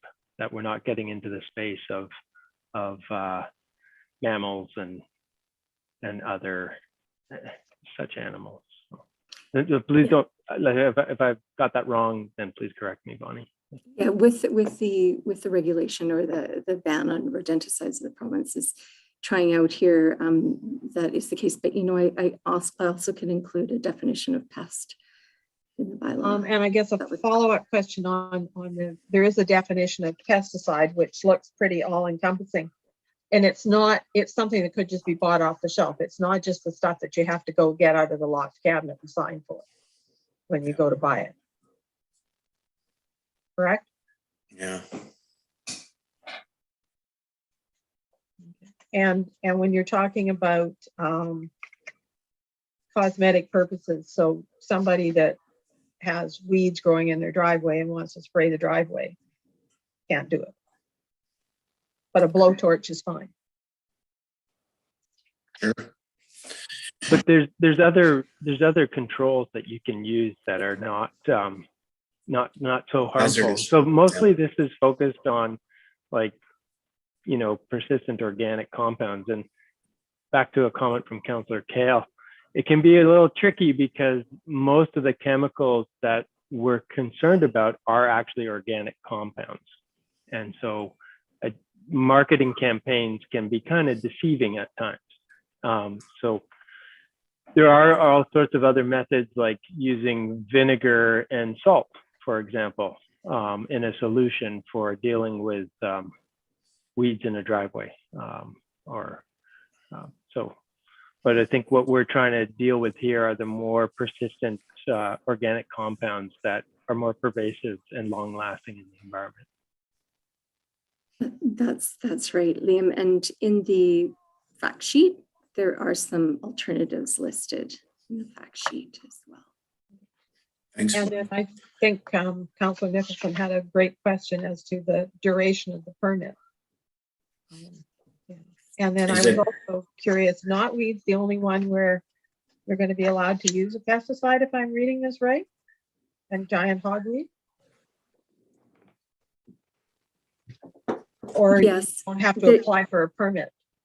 Yeah, it's permit exempt. However, we are requesting that the municipality be notified for hogweed and for knotweed, just so then we know where those species are, because both of them are problematic. Giant hogweed, of course, for human health, and knotweed for water resources and for other environmental degradation. So yeah, so those two, we're trying to map them, so we would like to know where they're being treated. And all the other invasives like Daphne laurel and stuff like that. There are some exemptions with the Noxious Weed Act, but generally speaking, other invasives are not permit exempt. Okay, thanks, Bunny. Thanks, Allison. Quickly, Sue Ellen, and then we'll run this through. I'd just like to make the motion. You did make the motion. I'll second it. Okay. Any further discussion? There's two motions. No. Yeah, there's two bylaws. Or didn't you read both of them? I think I read it for the last one. Oh, sorry, that was Bonnie that read. I mean, you said I.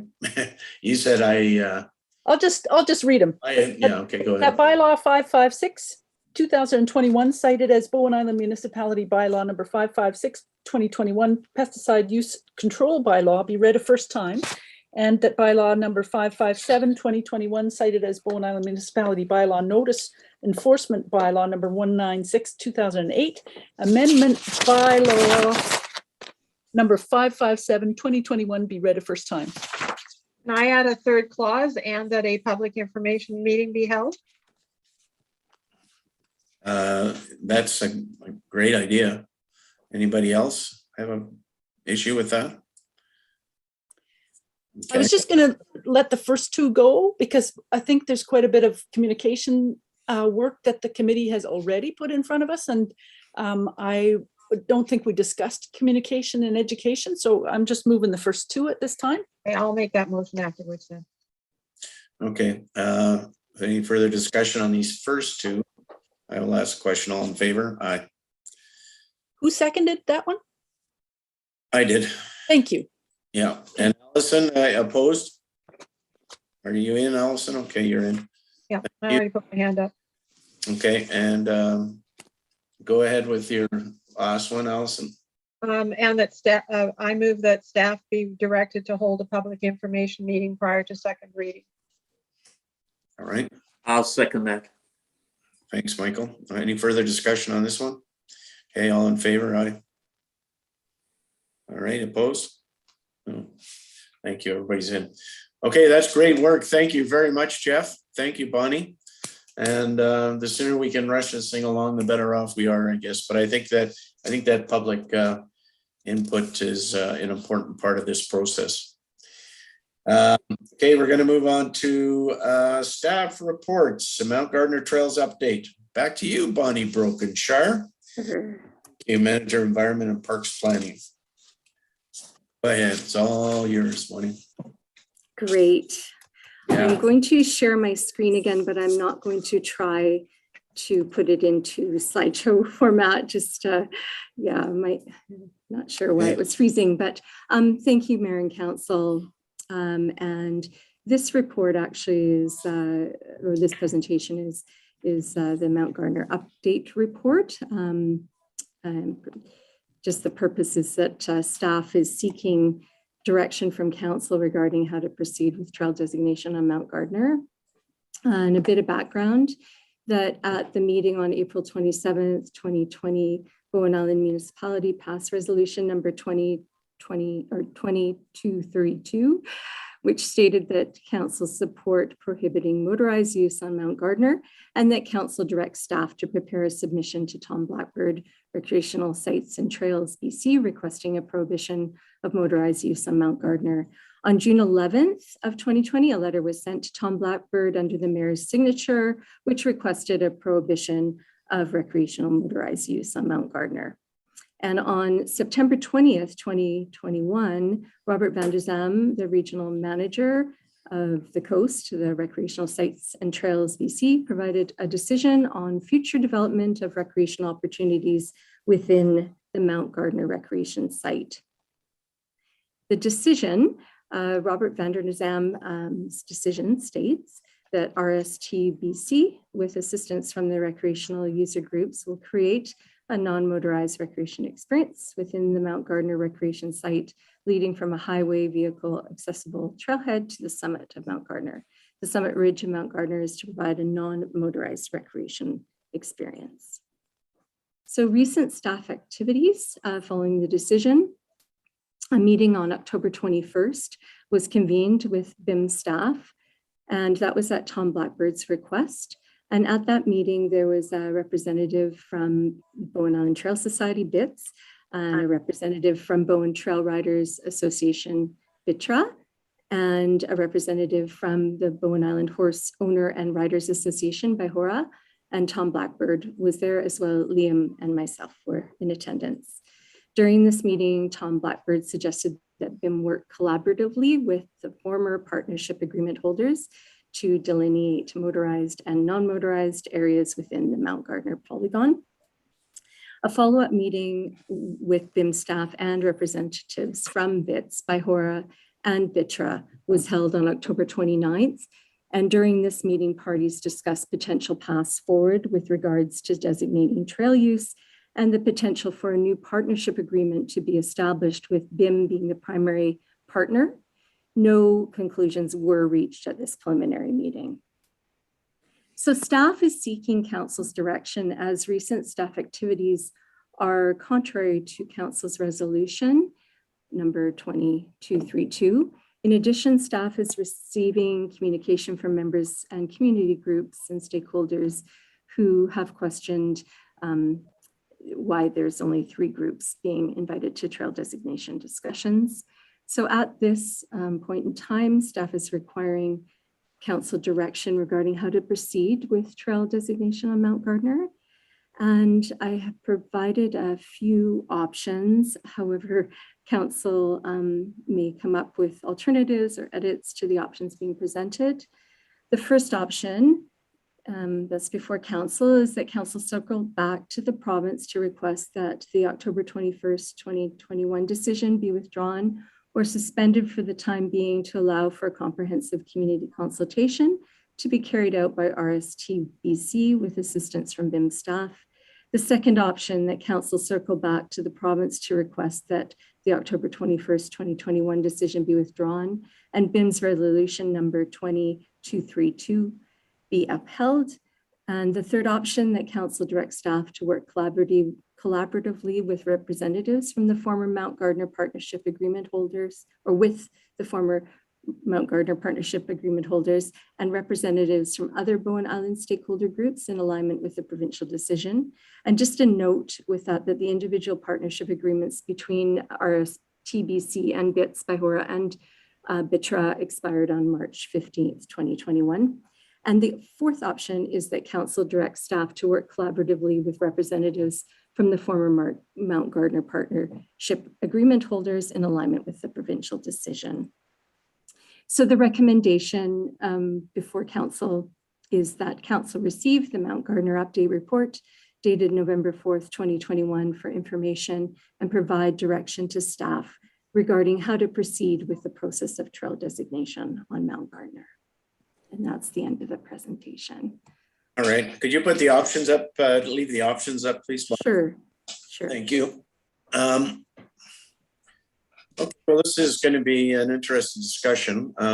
Obviously, we put a letter in there opposing the motorized use on Mount Gardner, and it was rejected by the province. Is their jurisdiction? They've come back to us and said, tried to negotiate an agreement, a share agreement on the Mount Gardner. And so let's see where we want to go with that. Start with Allison. Oh, still had my hand up. Yeah. I guess when I read the letter, it sounded to me like, as Canadians, were, I think, known around the world for what I would call the Great Canadian Compromise. Yeah. And reading one of the correspondences that we got as individual councillors, and sort of reading into Mr. Van der Zam's letter, I think he's wanting the community to try and be inclusive and accommodate the needs or wishes or recreational activities of all the residents of Bowen, and whether that's a single trail that's usable by the trail ride, motorized motorbikes, or trail bikes, or I don't know where electric dirt bikes, off-road bicycles with, the big fat tires. I'm not a biker, so don't, I may have the terminology wrong, but where are electric bikes going to come into, the e-bikes going to come into all of this as well? And then there's suggestions that perhaps there could be some sort of formalized arrangement for the trails around Radar Hill. And I'm kind of surprised when people are talking about 30 kilometers of trails on Radar Hill. I didn't think it was that big a hill.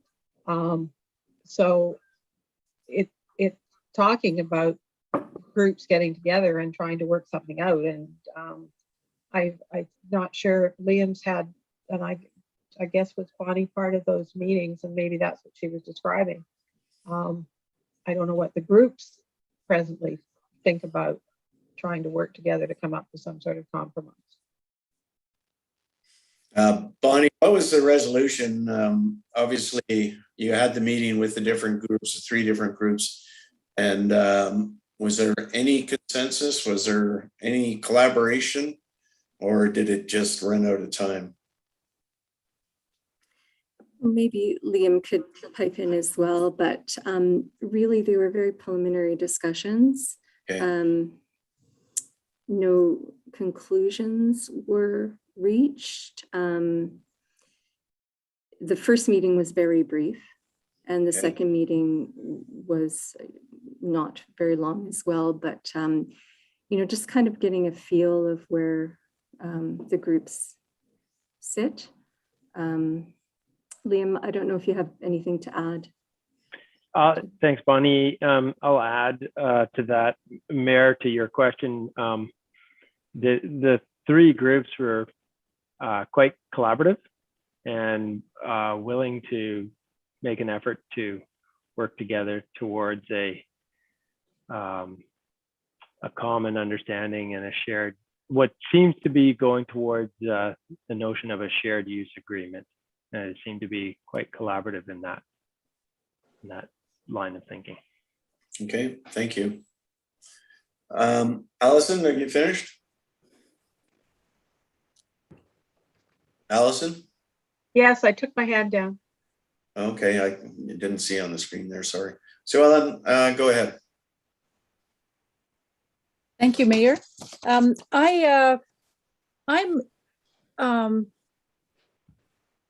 interested in the letter from Chuck Van Hoosen, who sent his in later to individual member emails of council, so it didn't get into the on-table agenda here.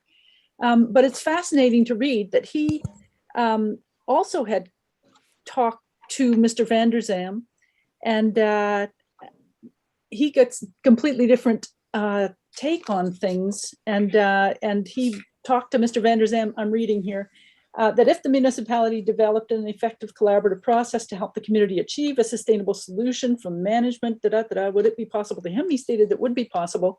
And above that, he says, hello, Mayor and Council. I'm Jennifer Struckman, the interim library director. and I'm Joined tonight hearing by Jamie Jennifer. Sheffer. Am I in the wrong meeting? There we No, go. that's fine. Okay. And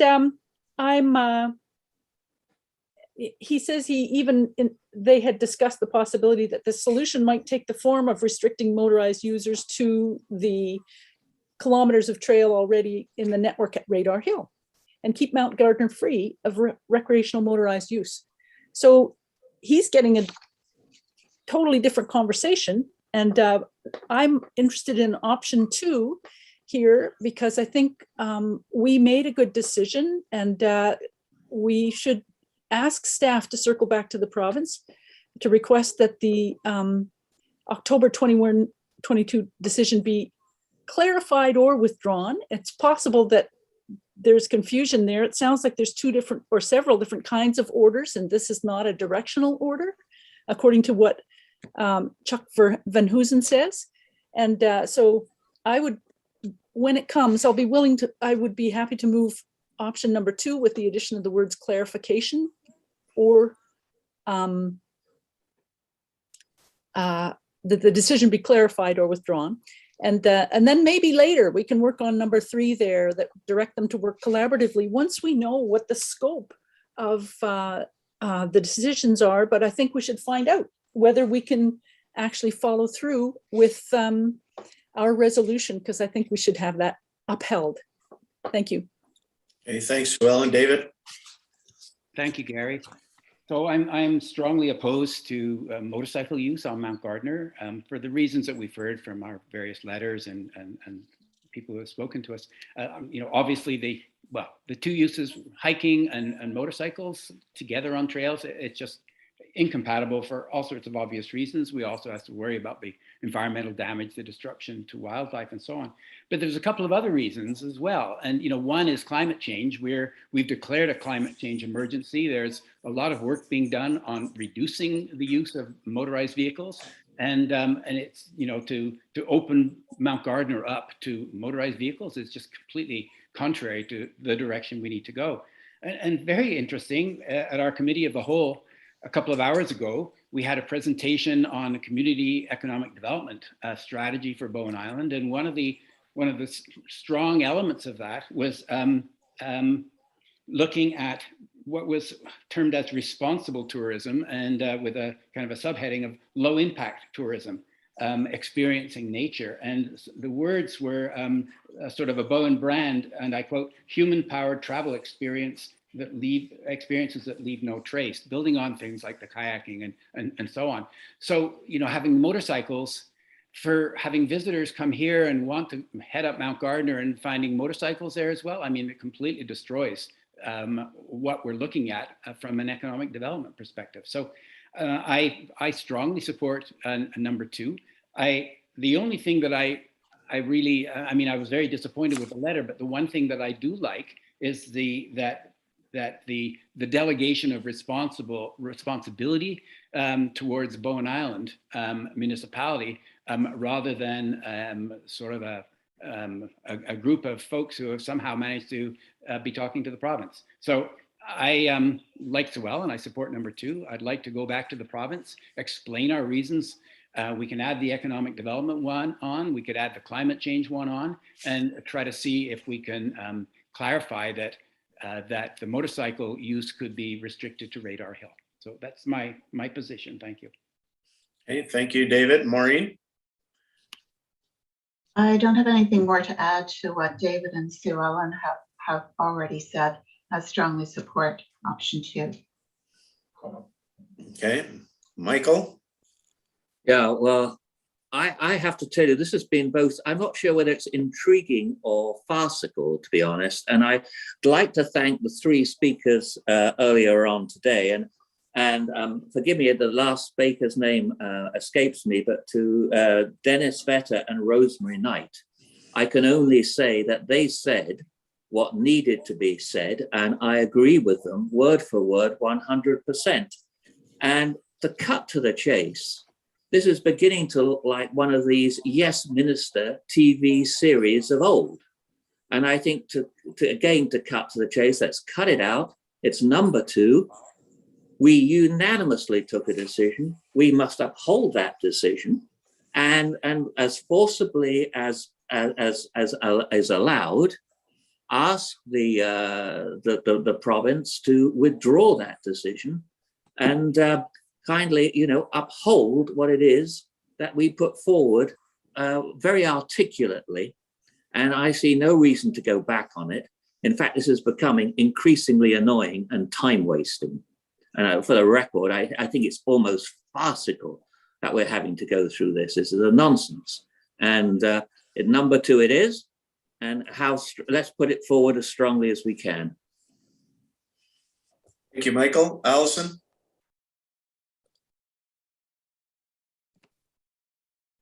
Needing a little clarification. I mean, speakers are suggesting that nothing on Mount Gardner because it will damage the habitat and the environment and their gas and polluting engines, but let's send them over to Radar Hill to damage the environment over there. And what if they were all electric motorcycles? And I didn't see Vanderzam's thing as a decision. I thought it was a invitation. Community try and work together so that you're the Great Canadian Compromise. So I don't know why we don't let that just play out first. Yeah, is that it, Allison? Yeah.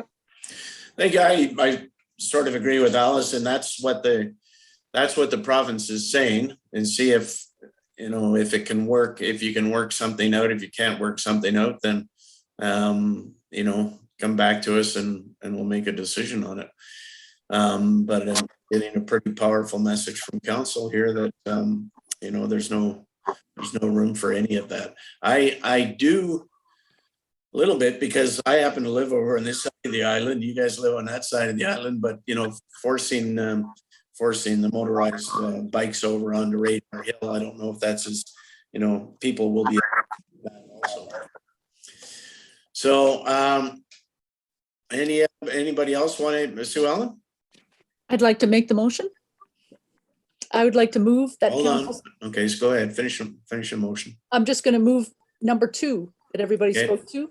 And it's nice and clear and strong as what people said, that council circle back to the province to request that the October 21st, 2021 decision be withdrawn and BIM's resolution number 2022-32 be upheld. I'll second that. Okay, thank you. And Liam, you had your hand up. I just wanted to speak to a question that Councillor Morris had about the use of e-bikes, and we will need and be seeking clarity from the ministry on that. And there is some correspondence circulating around from Minister Conroy that suggests that treatment of e-bikes is similar to a mountain bike, and that they would be permitted as a non-motorized trail use. But we're going to seek clarification on exactly what does that mean, and if that is in fact true. So thank you, Liam. I see hands up, Maureen. Just a quick comment.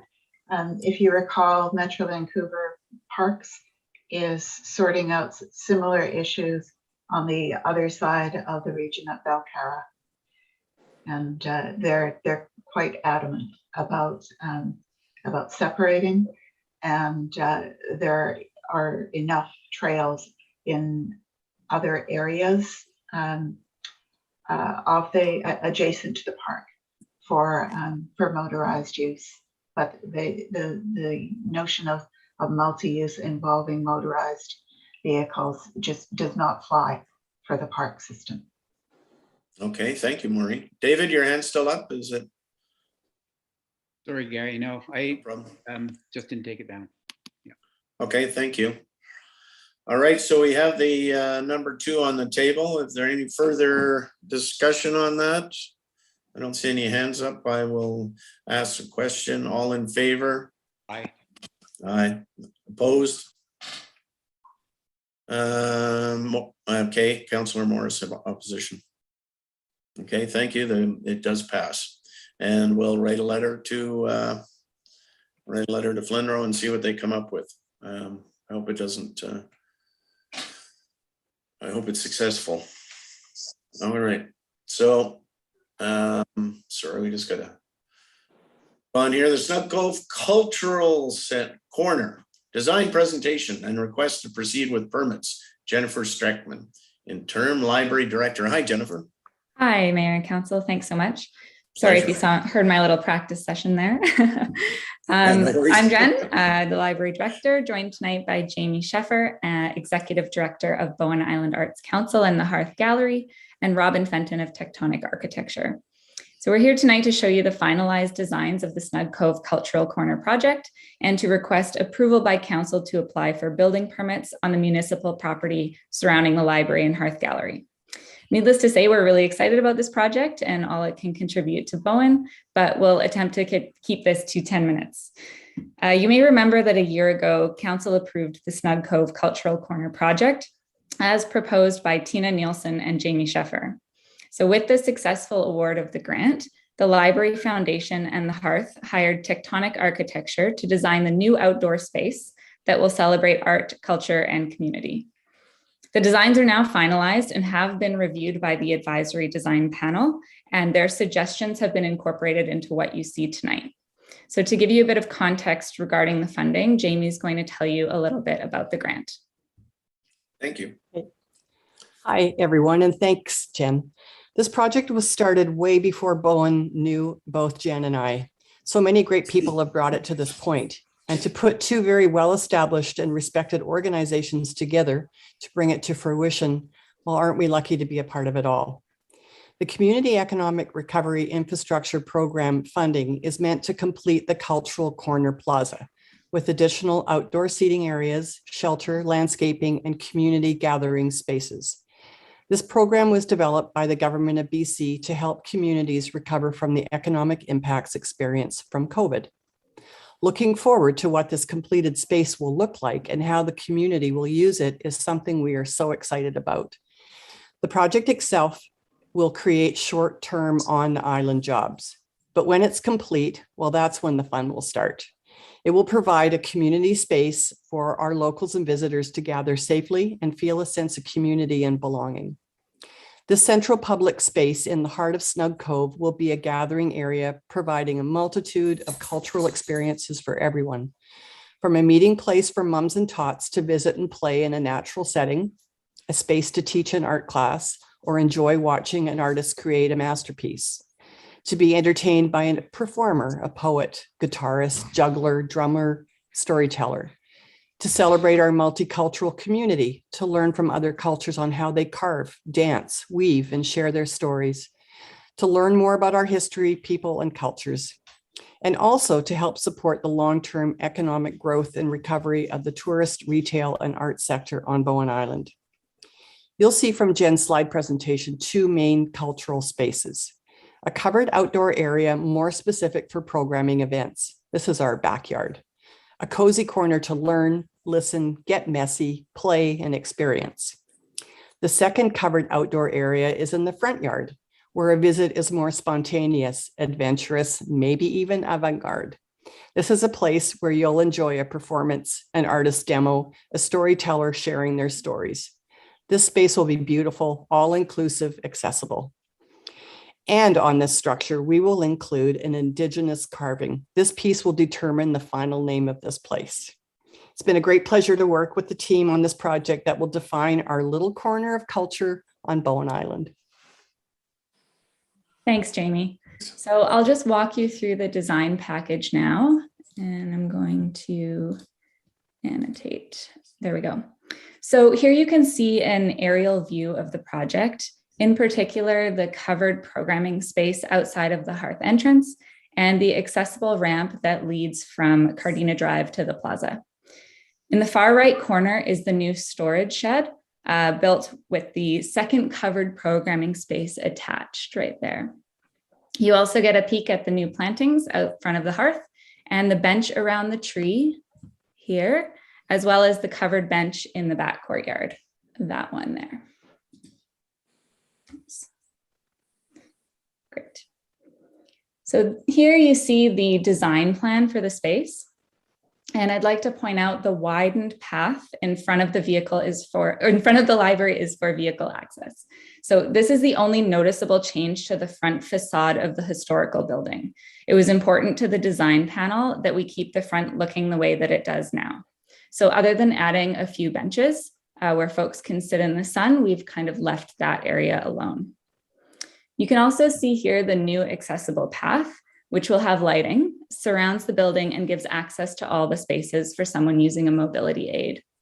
River rocks beside the hearth and the new pathway will solve the drainage issues that result in puddles on the path now, specifically in this area during the winter. And so here you can see a bit more detail on the plaza and how we are extending the pavers out from the plaza so that a wheelchair or a book truck can access the raised platform.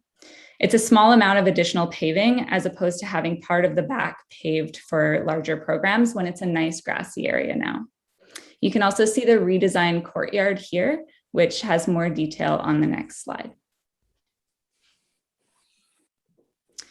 So this is the space that you see from the windows in the library annex between the building and the parking lot over here. The idea for this space is a small park where there's lots of seating to eat food, chat with friends, or watch kids play. The existing trees will grow and provide shade as well as shield the view of the parking lot from inside the annex. We're also adding tall planting and a berm to further separate the space from the parking lot. There are many folks who come into the library all the time looking for a space to eat their food, and hopefully this area will fill that need. It will be a cozy little parklet and perhaps a pensive or quiet space when the kids are not playing. So here you can see what the covered programming space looks like on the plaza here. Picture this as the site of a poetry reading, plein air painting workshop, or public speaking contest for kids. The occasional acoustic band set during a gallery opening or a municipal town hall site to showcase new projects or get community input. When not in use, there are benches for seating underneath while waiting for the bus or for family to get off the ferry. And the location of this programming space is such to entice passersby to attend events and to center the vibrant, educational, and community-focused aspects of the cultural corner. This is another view showing more of the structure itself and the planting used to hide some of the concrete and match the existing landscape here. And without saying too much, as Jamie mentioned, we're also working on an Indigenous art piece to be incorporated into the structure. So this is the new storage building and second covered programming space. This is where the library would run summer programs for kids away from busy Bowen Island Trunk Road. Children could set off bottle rockets for a space program, or parents could come for outdoor story time.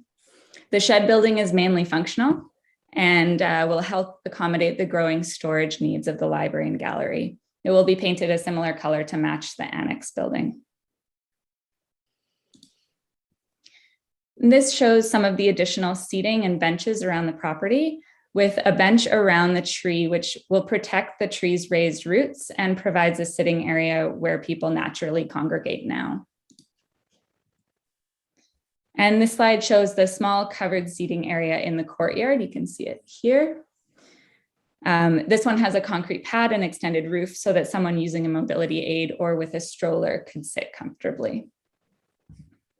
So that brings us to the end of the presentation. We're hoping to begin the construction phase of this project in January and hopefully have it be fully functional for the next spring, summer, more specifically, perhaps June 21st for National Indigenous Peoples Day.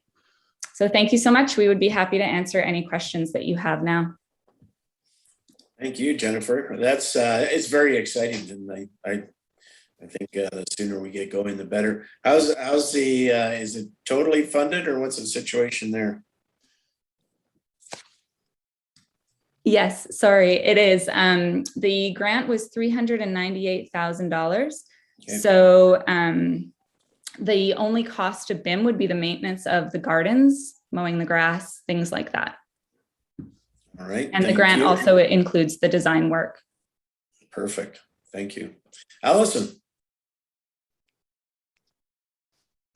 Sorry about all those phone beeps in the background. That was one of my questions, was the cost. So there's no, it's well within budget and won't overrun. The other question, I guess, in looking at the map on the October 2020 report, you've actually expanded the green area on by the parking lot. On the map that I have from the 2020 report, it went on an angle from the library sidewalk towards the north. And now it's pretty much going straight. So the green grassy area is bigger than was originally contemplated. I think that just might be maybe an error on the drawings. We didn't expand that grassy area at all. Well, you didn't expand it from what's already there now, but what was already there now isn't what was on the drawings back in October of 2020. When the dirt and the trees got put in, they got pushed closer to the parking lot than on the original plans. Good. So that is the intention. I believe so. Yeah. Yeah. Yeah, I think we just want to create a grassy space. area for, yeah. It's turning community around in space. that back part of the parking lot is sometimes a little difficult. Right, and we're very conscious of if there is an opportunity to expand that parking lot, we're trying not to move too far to it, just in case. Yeah. Well, you're not moving further to it than what is on the ground now, but if you look at the plans from October of 2020, you have the grassy. Yes, I see what you mean. There's kind of a corner carved off on those drawings. Yeah. But I think that what we've presented now reflects a little bit better. Also, what the design panel thought was really important is to have that little parklet because of the people that want to come and sit and eat food and make that community space. So, yeah. Great. Is that it, Allison? Any other comments? No, that was it. Okay, thank you. Maureen? Well, I just want to say congratulations and thank you so much for all of your hard work on this. And it's a huge bonus that the entire cost of the thing is being covered by grant funding. It's as Jamie said, this has been something that people have wanted to do for quite a long time. It's really exciting to see it happen. And there are some features of the design that I didn't expect. And thank you, Robin, for bringing these into sight. The additional covered area at the back, I think, is absolutely wonderful. We have so few covered areas in the cove, and to have that covered area adjacent to the new, whatever it's been called, shed, is terrific for small events and even just for taking shelter. And the incorporation of a First Nations piece of public art, I think is also just a fabulous idea. And just to confirm, because it may be in some folks' minds, that public art piece is being covered by the budget for this project. Yes. Yeah, we had set aside in that grant for a public art piece. Great. That is terrific. So completion date, did you say that? Did I miss that? Yeah. Spring, summer. June 21st. June 21st. The Indigenous Peoples Day. Okay. Yeah. Okay. Thank you. Yeah. Thank you again for all your great work. We actually are hoping to, if all goes well, we're hoping that the carver that's working on this piece will finish off the carving in it with a demonstration on June 21st under that shelter and then installing it. Very cool. Yeah, and then we'll celebrate the opening of the whole space on that day. Terrific. Thank you, Maureen. I guess Sue Ellen. Thank you, Mayor. I'm delighted to see to see this get to this point. That's terrific. As a member of the library board, I've seen the drawings and the progress, especially slow during COVID and other challenges around the library space, including the sewer hookups and all that. And so here we are at this point. It's great to see. I'm sorry if I'm shouting. I've had to put my earphones on. Because you've reminded me that both of you are relatively new, I just wanted to flag when I hear words like expanding the parking lot, or I just want to remind you about the herons that nest nearby, and just contact Bonnie Brokenshire as your contact for anything about our heron protection policy. But otherwise, and also maybe anything about the lighting to make sure it's directed down and all that kind of stuff. I can see nodding there. This is good. I just wanted to flag it because there was the comment about expanding parking. And I understand you want to get going, get these funds spent, that they need to be spent. So I'll be voting in favor. Thank you very much. Okay, thanks. So, Alison, are you finished? No, I've got two more things. One, I noticed the ramp. I'm looking at the overall picture. The ramp that goes down and around the new building is going to make a wonderful skateboard ramp. So you might want to think about doing something like it. There's a bit in Victoria where you sort of go in behind the hotels to get to the Marriott that's downtown. And it was a popular skateboarding strip, and they've put, I'm not sure if it's the tactile strips they put down there or something, but it stops the skateboarding. So I think you're going to have to think about that. And the other question is to do with, have you taken this design and shown it to the Caring Circle and Tourism Bowen Island, who occupy the Little Blue Cottage, and discussed it with them? So there's been a lot of discussion about the herons for sure in our group, and also about skateboarding.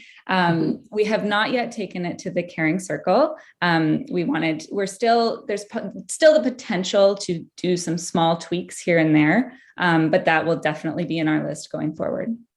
Okay, it's the Caring Circle and Tourism Bowen Island. There's the two occupants. Okay. But I guess part of the reason I'm asking is they have paved paths now, pathways and entrances, but both the back door and the front door of the Little Blue Cottage have to be able to get to the path around the side of the library on paving stone paths, not walking on grass. Yeah. So I think I just wanted to, and I think the earlier you chat with them, the better. Absolutely. Thank you, Alison. Robin, maybe you want to speak to this, but I do believe that the curved path right there is actually not fully wheelchair accessible through regulation. So hopefully by adding this, the new path and the new paving beside the hearth will be able to improve accessibility in that area. I think they've now got an accessible way to get into the Blue Cottage, but you want to be able to get from the Blue Cottage at the back, especially, not having to go all the way through the building, out the front and back down the path again. All right. Any further discussion? The recommendation is that council receive the Snug Cove Cultural Corner design package for information and give approval to apply for building permits. I'm going to move that. Second. Thank you. I'll take Michael, and all in favor. Aye. Yay. All right. Let's get to it. Let's get to it. It's going to be great. Okay, so 9.2 is the, and thank you both, Jamie and Jennifer. That was a great presentation. I'm really looking forward to the finished product. Us too. Thank you, Mayor and Council. Good night. All right. Thank you. And the results of the Island Survey 2021. Sophie, it's a communications coordinator. So I'm just going to put on my other hat. Can you hear me? Yes, yes. Okay, great. So I have a presentation to show you. Can you see that? Yeah. Yes. Oh, I got like a Costco actually. Okay, somebody needs to be muted. I'm just going to go through and mute some people. Oh. Okay, there we go. So this is the Island Survey 2021 results. I'm going to be really quick. So, so I'll just be going over the background, a little bit about the survey, the communication strategy we used to advertise the survey, and a summary of the results, a very, very quick summary. So the background is that the Island Survey first started in its current iteration in 2018, and its purpose was to establish a baseline. In 2019, we did the second Island Survey, and at that point, Council asked for the survey to be done every other year. So the goals of the survey are basically to inform the development of Council's strategic plans, to allow for current community feedback, to assess satisfaction with municipal services, and once again, to collect information for year-over-year comparisons. So in developing the questions, we looked at the questions from last time, 2019, and that was with departmental staff, and then it was run by council afterwards. And the input of staff and council members was incorporated into the development of the questions for this year. So about the survey, there were 50 questions in total, with 7 sections, as you see here: quality of island life, about your household, municipal services, transportation, emergency preparedness, housing, and the pandemic and the local economy.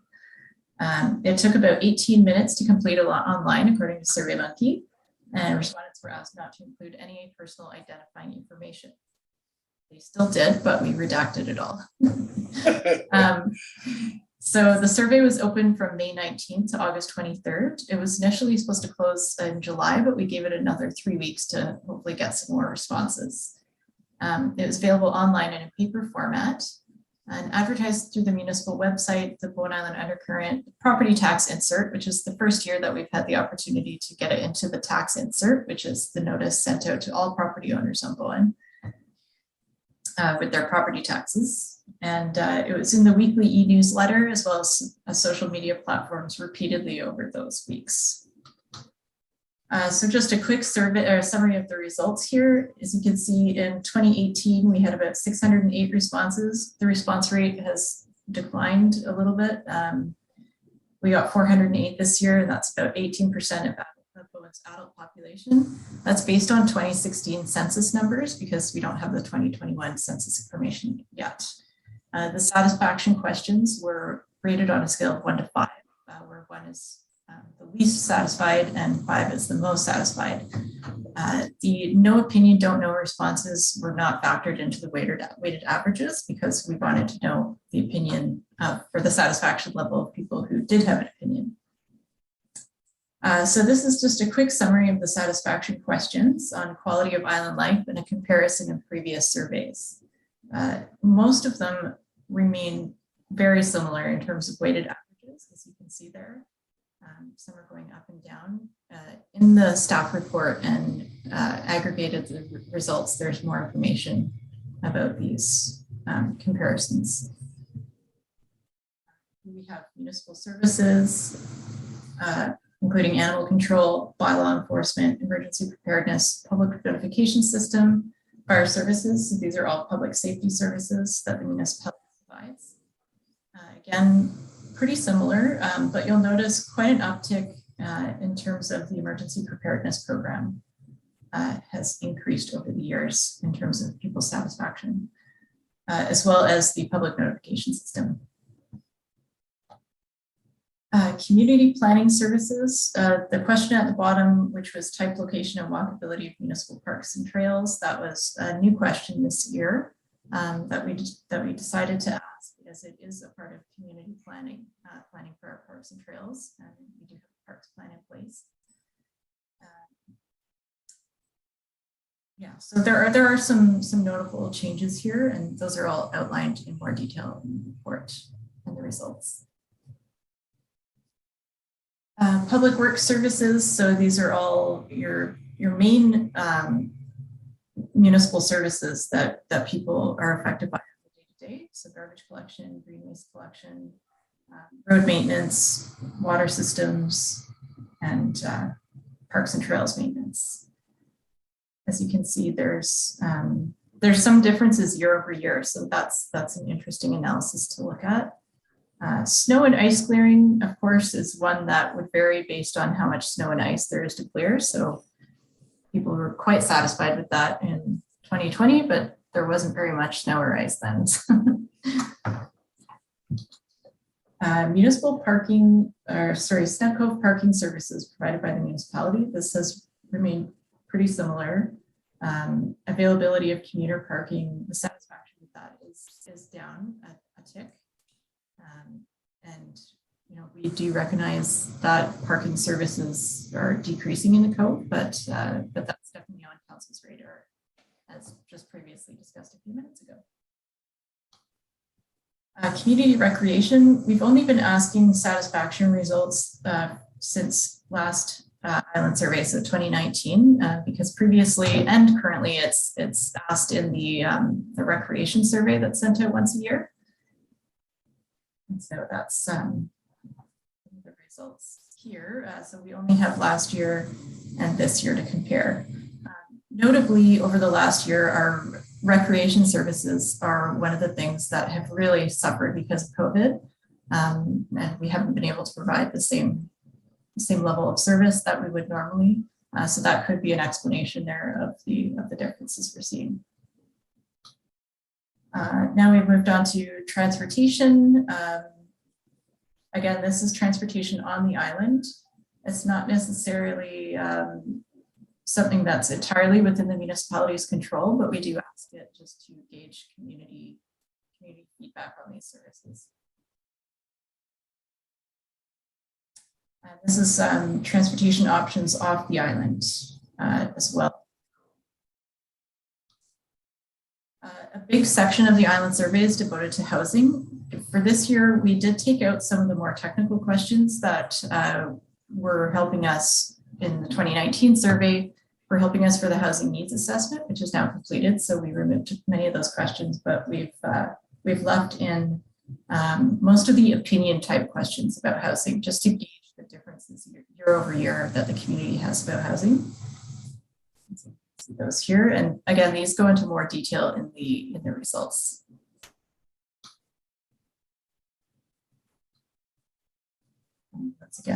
That's just a continuation of the housing questions. So here, this is just showing how it looks in the results. That's attached to the report. So you have the staff report, you have a summary of the results, and then you have 61 pages of text comments to wade through, which should give you some interesting reading. Yeah. And so that's actually it. Were there any questions? All right. Well, thank you, Sophie. That's great. I found it reasonably predictable because of the COVID and that sort of thing. And then, just the little bit of housing that we've put into the cove there, that 27 units, that sort of made an impact on some of the housing.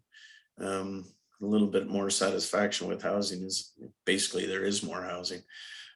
So yeah, it was extremely well done. I didn't get through all 61 pages of the comments. Go to Allison.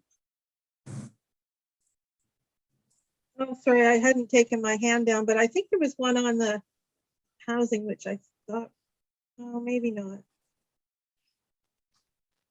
I thought I saw somewhere a bunch of comments that said we don't need any more housing, but maybe that was in the written comments.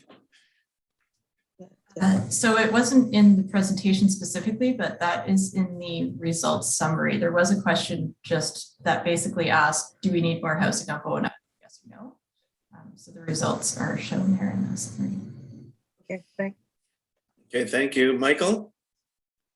Yes, can I just ask, and I maybe missed it at the end, when do we anticipate doing the next survey? So I was seeking direction on that this evening, although it's a little bit awkward with next year being an election year, and there would be a new council in 2023. So this council can direct. I mean, looking at the results, they are really tracking one another over the last 3 years, very broadly speaking, Sophie. And thank you, by the way, for the clarity and the discipline that you laid out this large document. I mean, it's a great tool. My vote would say this should be a 2023. If we'd seen great separation of results over the years, okay, well, but we seem to have got more or less a degree of stabilization in the results. And these surveys, so we must take a lot of work, just the compiling of them. So looking at it myself, I would think this is a 2023, and then it would give the new council then a little bit of distance between these three and their first year. Would be my thoughts anyway. All right, thank you, Michael.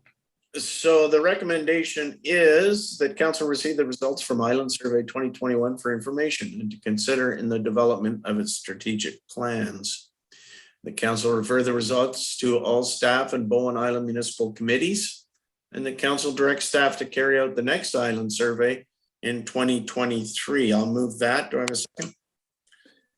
No seconds. Okay. Yeah. Thanks, David. And comments, Allison? No. Maybe it's a question for Liam. I'm just thinking,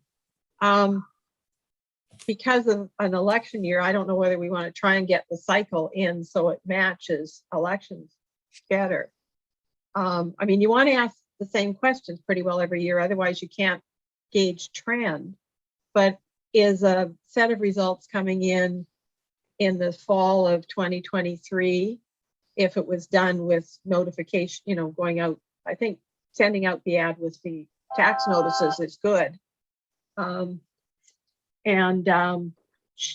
Is getting the results in October, November of 2023 a good time for a new council strategic planning, or will that have already sort of happened? And in which case, maybe you wait another year. I don't know. Just asking for some thoughts from the CAO. Yeah. It's a really good question, Councillor Morris. I do think the timing is a bit off. To me, the results of the 2023 survey may not be sufficient to adequately reflect a new council. You know, ideally, you know, it would be a survey that would be coming in on the second year of a new council and the final year. So there'd be two for each council term.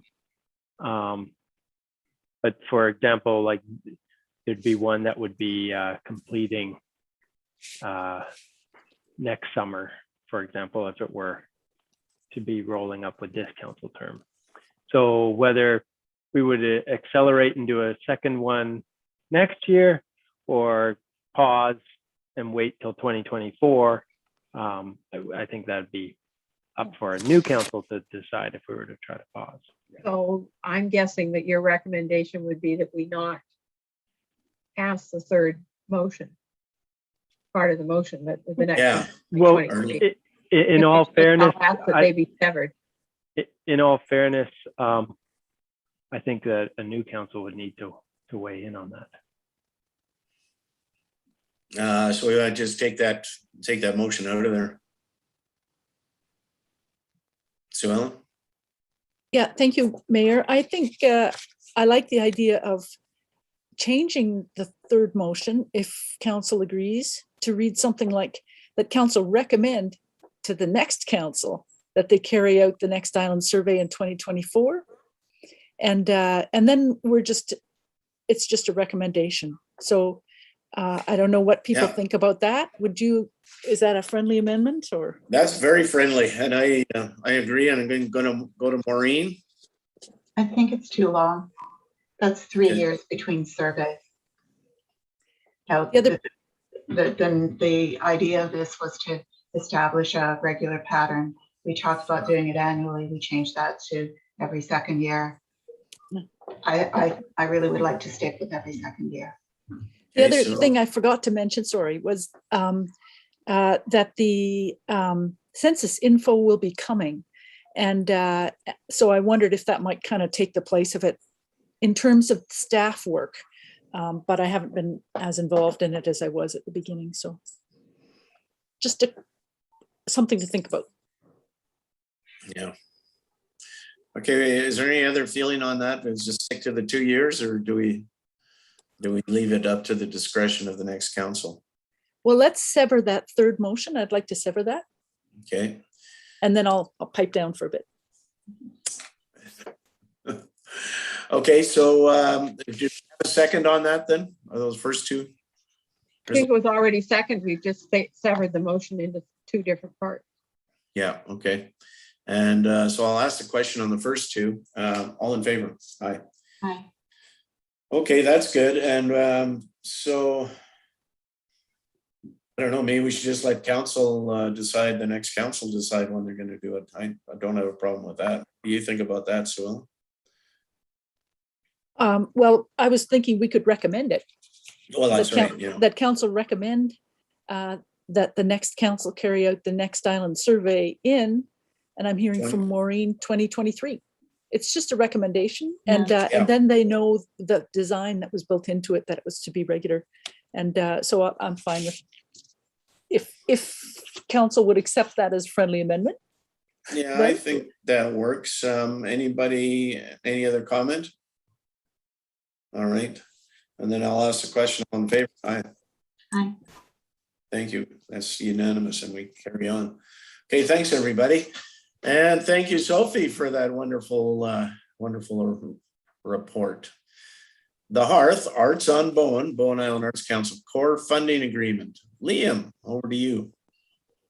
Thank you, Mayor.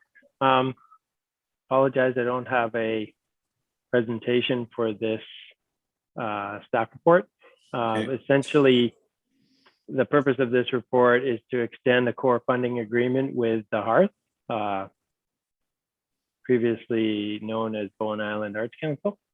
And really, the current agreement expires December 31st, 2021. And what's being proposed here is a simple update to the agreement to recognize the new name of the organization as the Hearth. So there's some changes there. And then the payment structure would remain the same with similar year-over-year 2% annual increases. The current agreement wasn't actually 2% each year, but it averages out to just like 2%. So 1 year it was 2.6, 1 year it was 1.3. I don't understand how they came up with the year-over-year numbers, but so in a meeting with the chair of the Hearth, Rob Glore, and the executive director, Jamie, we agreed that just smoothing that out to a 2% year-over-year made sense. We also agreed that it made sense to not try to make any changes to the agreement, in large part because as we work together towards the realization of the community center, that once that project comes to fruition, we will need to establish a new operating agreement for how we co-manage that facility. And once we figure out what that new co-management agreement would be like, that may necessitate some changes to this agreement, and we would address that accordingly when that time came. So we were in total agreement that there didn't need to be any substantive changes to this agreement. All right. Any questions for Liam? Okay, so the recommendation is the council authorize the mayor and corporate officer to execute an extension of the core community funding agreement with the Hearth for an additional 5 years to December 31st, 2026. I'll move that. And David for a second, and any further discussion? Okay, I'll ask a question. All in favor? Aye. Okay, thank you, everybody. And we're going to move on to the reports of committees, COW, and commissions. Minutes. Now, what do you want to do with this, Maureen? Minutes of the Heritage Advisory Committee meeting. You want to have a look at that? Is there any comments there? No, it's being pulled, but what you can say is, Council receive?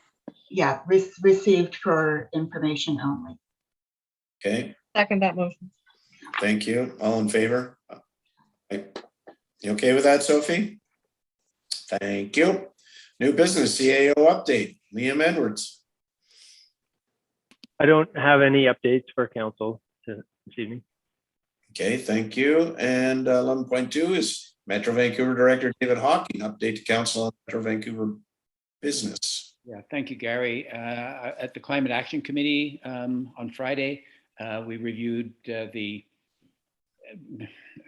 two roadmaps on how to how to reduce emissions from transportation and from buildings. And so they will go to the board. There were some minor, tiny changes. They will go to the board at the next meeting. So there's lots in there, and that would be useful for our volunteer committee looking at a review of our own climate action strategy, because there are some things coming down from the region that would be useful. So I'll send those. They're big documents, but I'll send them to everybody tomorrow so you can have a look. All right, thank you, David. Move on to the Islands Trust Municipal Trustees, Fast and Kale. Update to council on Island Trust business. I actually, we have our meeting scheduled, our live meeting scheduled for the first week in December. And for me, one of the issues will be the budget. Councillor Fast covered that last council meeting. It is only a first draft budget. So I think the numbers seem large, representing a very considerable increase over last year. However, it is a first budget, so perhaps we can hold fire and wait till after the December meeting when we're maybe all a little wiser on that. Okay, thank you, Michael. Sue Ellen? Yeah, not to take too much time. I'll just draw your attention to the Islands Trust changes to the Act. So in 13.2 in your information items, there's changes to the Islands Trust Act in there that our Minister Josie Osborne is introduced to the House. They may be passed already, I'm not exactly sure. And then also in 12.17, anyway, there's a bunch of information items that relate to the trust. And but I'll just I can't even read my writing. Look at that. The legislative update is there at the end. And just to let you know, I've got Financial Planning Committee on Wednesday. So as Michael says, I'll be following up on the budget decisions to be made. Thank you. All right, thank you, Sue Ellen. And we're going to move on to Councillor Nicholson, update to council on Metro Vancouver Regional Parks Committee meetings. Thank you, Mayor Ander. Sophie's going to bring something up on screen. Okay. This is the Dorman Point concept plan, and it's challenging to see it on the screen, so I'd encourage you to expand so you can. Oh, that's better. Yeah. Look at it. That's great. So there are a number of things that are interesting here. One is that this is coming to the Metro Parks Committee on Wednesday. The second is it's budgeted at $500,000 in the coming year from the parks budget. There are a number of guiding principles being used in the design. Some of them are the to be expected ones from Metro Parks, the connecting people with nature and so forth. But there are two that I haven't seen before in a park plan. And one is to provide access to a unique sand cobble beach. So they're viewing the beach from where I am, the far side of Dorman Point, to be a unique feature. And then another guiding principle is to enhance the public understanding of how sound and coastal ecosystems. So those are new elements that are being brought in, and I love that they're emphasizing how sound. So what you've got here is sort of the general layout, and this will get included in your agenda. So if you could scroll down to just the little diagrams. So there's a weather shelter, viewing platform oriented out, seating, there's a fence going in the areas that are a bit dodgy, a new access trail. They're taking out an old access stairway and putting in a new one. And there'll be signage throughout along with interpretive signing. And I think this is probably an early draft because we lost some words in the signage section, but you can see that they've actually put a considerable amount of time into thinking through how this space will work for visitors. Awesome. Yeah. So any questions or any feedback that you'd like me to take to the Parks Committee meeting? Well, Yeah, just a quick question. Where does the access trail connect? Does it connect up to the top of the Dorman Point Trail, or does it go around that knob? I'm not exactly certain. Okay. To be honest, I mean, there's you climb up and you get to sort of the viewpoint, and I think what they're looking at is going beside it and around a bit. But they haven't shared that information with us yet. Okay, that's fine. It's just curious. Thank you. all right, Michael. Maureen, this is great to see. Can I just ask, is it anticipated roughly how many people it will attract? Probably not. I just wonder if it's because it's going to be a very attractive area. Access to it and parking. What's the thoughts on that in outline? Yeah, I'm not seeing any provision in this design for a staging area. I know that they are looking at that very closely right now for other parts of the park. So it may be that there's sort of a comprehensive look at where visitors to Crippen/Dorman/Davies Orchard are going to be parking. But it's not in here, and that is one of the questions that I will have for them tomorrow, because this is at the end of a very quiet residential road. And if you're going in there by car, there's room for two. There isn't parking for a car up at the top. Thank you. All right. Thank you, Maureen. Is that it? Yeah, that's it. Thank you. Okay, thank you. And Councillor Allison Morse. Councillor Translate Merritt. We haven't had a meeting, and the only thing you will have seen, I think, is some promotion around trying to encourage ridership with some prize draws and lotteries and things like that. So next meeting's not till close to the end of November. Yeah, okay, thank you. And 11.6 is to move to a closed meeting, and the recommendation is the council move to a closed meeting immediately following the regular council meeting to discuss items pursuant to section 90-1 A, C, J, and K of the community charter. And I'm going to move that. Second, please. Thank you, David. I see, and all in favor, aye.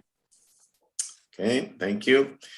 And then we're going to move down here. Now, what happened to Bronwyn? Where's Bronwyn? She chicken? She's not in the Zoom meeting. Okay. I suspect she may be watching on YouTube. Well, I hope she is watching on YouTube. And I just want to, and I think as everybody knows, this is Bronwyn's last council meeting, but not a real one for her. And I just want to say, Bronwyn, you have been such an asset to the community. We at the municipality have enjoyed a great relationship with you as editor of the Undercurrent. You've done a fabulous job there in all of Bowen Island. Thanks you for that one. Yeah. Because it helped and broadened our communication. We appreciate all your reporting on municipal happenings in a fair, factual, and balanced viewpoint. I just can't say enough about how balanced your approach has been throughout the time. And There was a couple of times when we had some talks in confidence, and you were very good about that. So I certainly enjoyed their time. We also appreciate your community mindedness. Here she comes. Oh, there she is. Hey. Did you hear what I was saying? It's playing in the background. 1 second. I'll listen to it after. Okay. Anyway, we watching. also appreciate your community mindedness when it comes to putting together informative, fulsome, and interesting and fun local news for Bowen Island. Bowen is a better place for you being here. Aw. Thank you and best of luck in your future endeavors. We hate to see you go, but you know, you'll be well up in the Sunshine Coast there. You'll be well received because you did such a fabulous job for us. And thank you on behalf of the municipality and the community at large. Thank you very much. We're going to miss you. Thanks, Bronwyn. Yeah. Thanks, Bronwyn. Thank you all. Okay. Take care. Yeah, you too. Take care, Bronwyn. Bye-bye. Thanks, Bronwyn. Good luck. Thanks.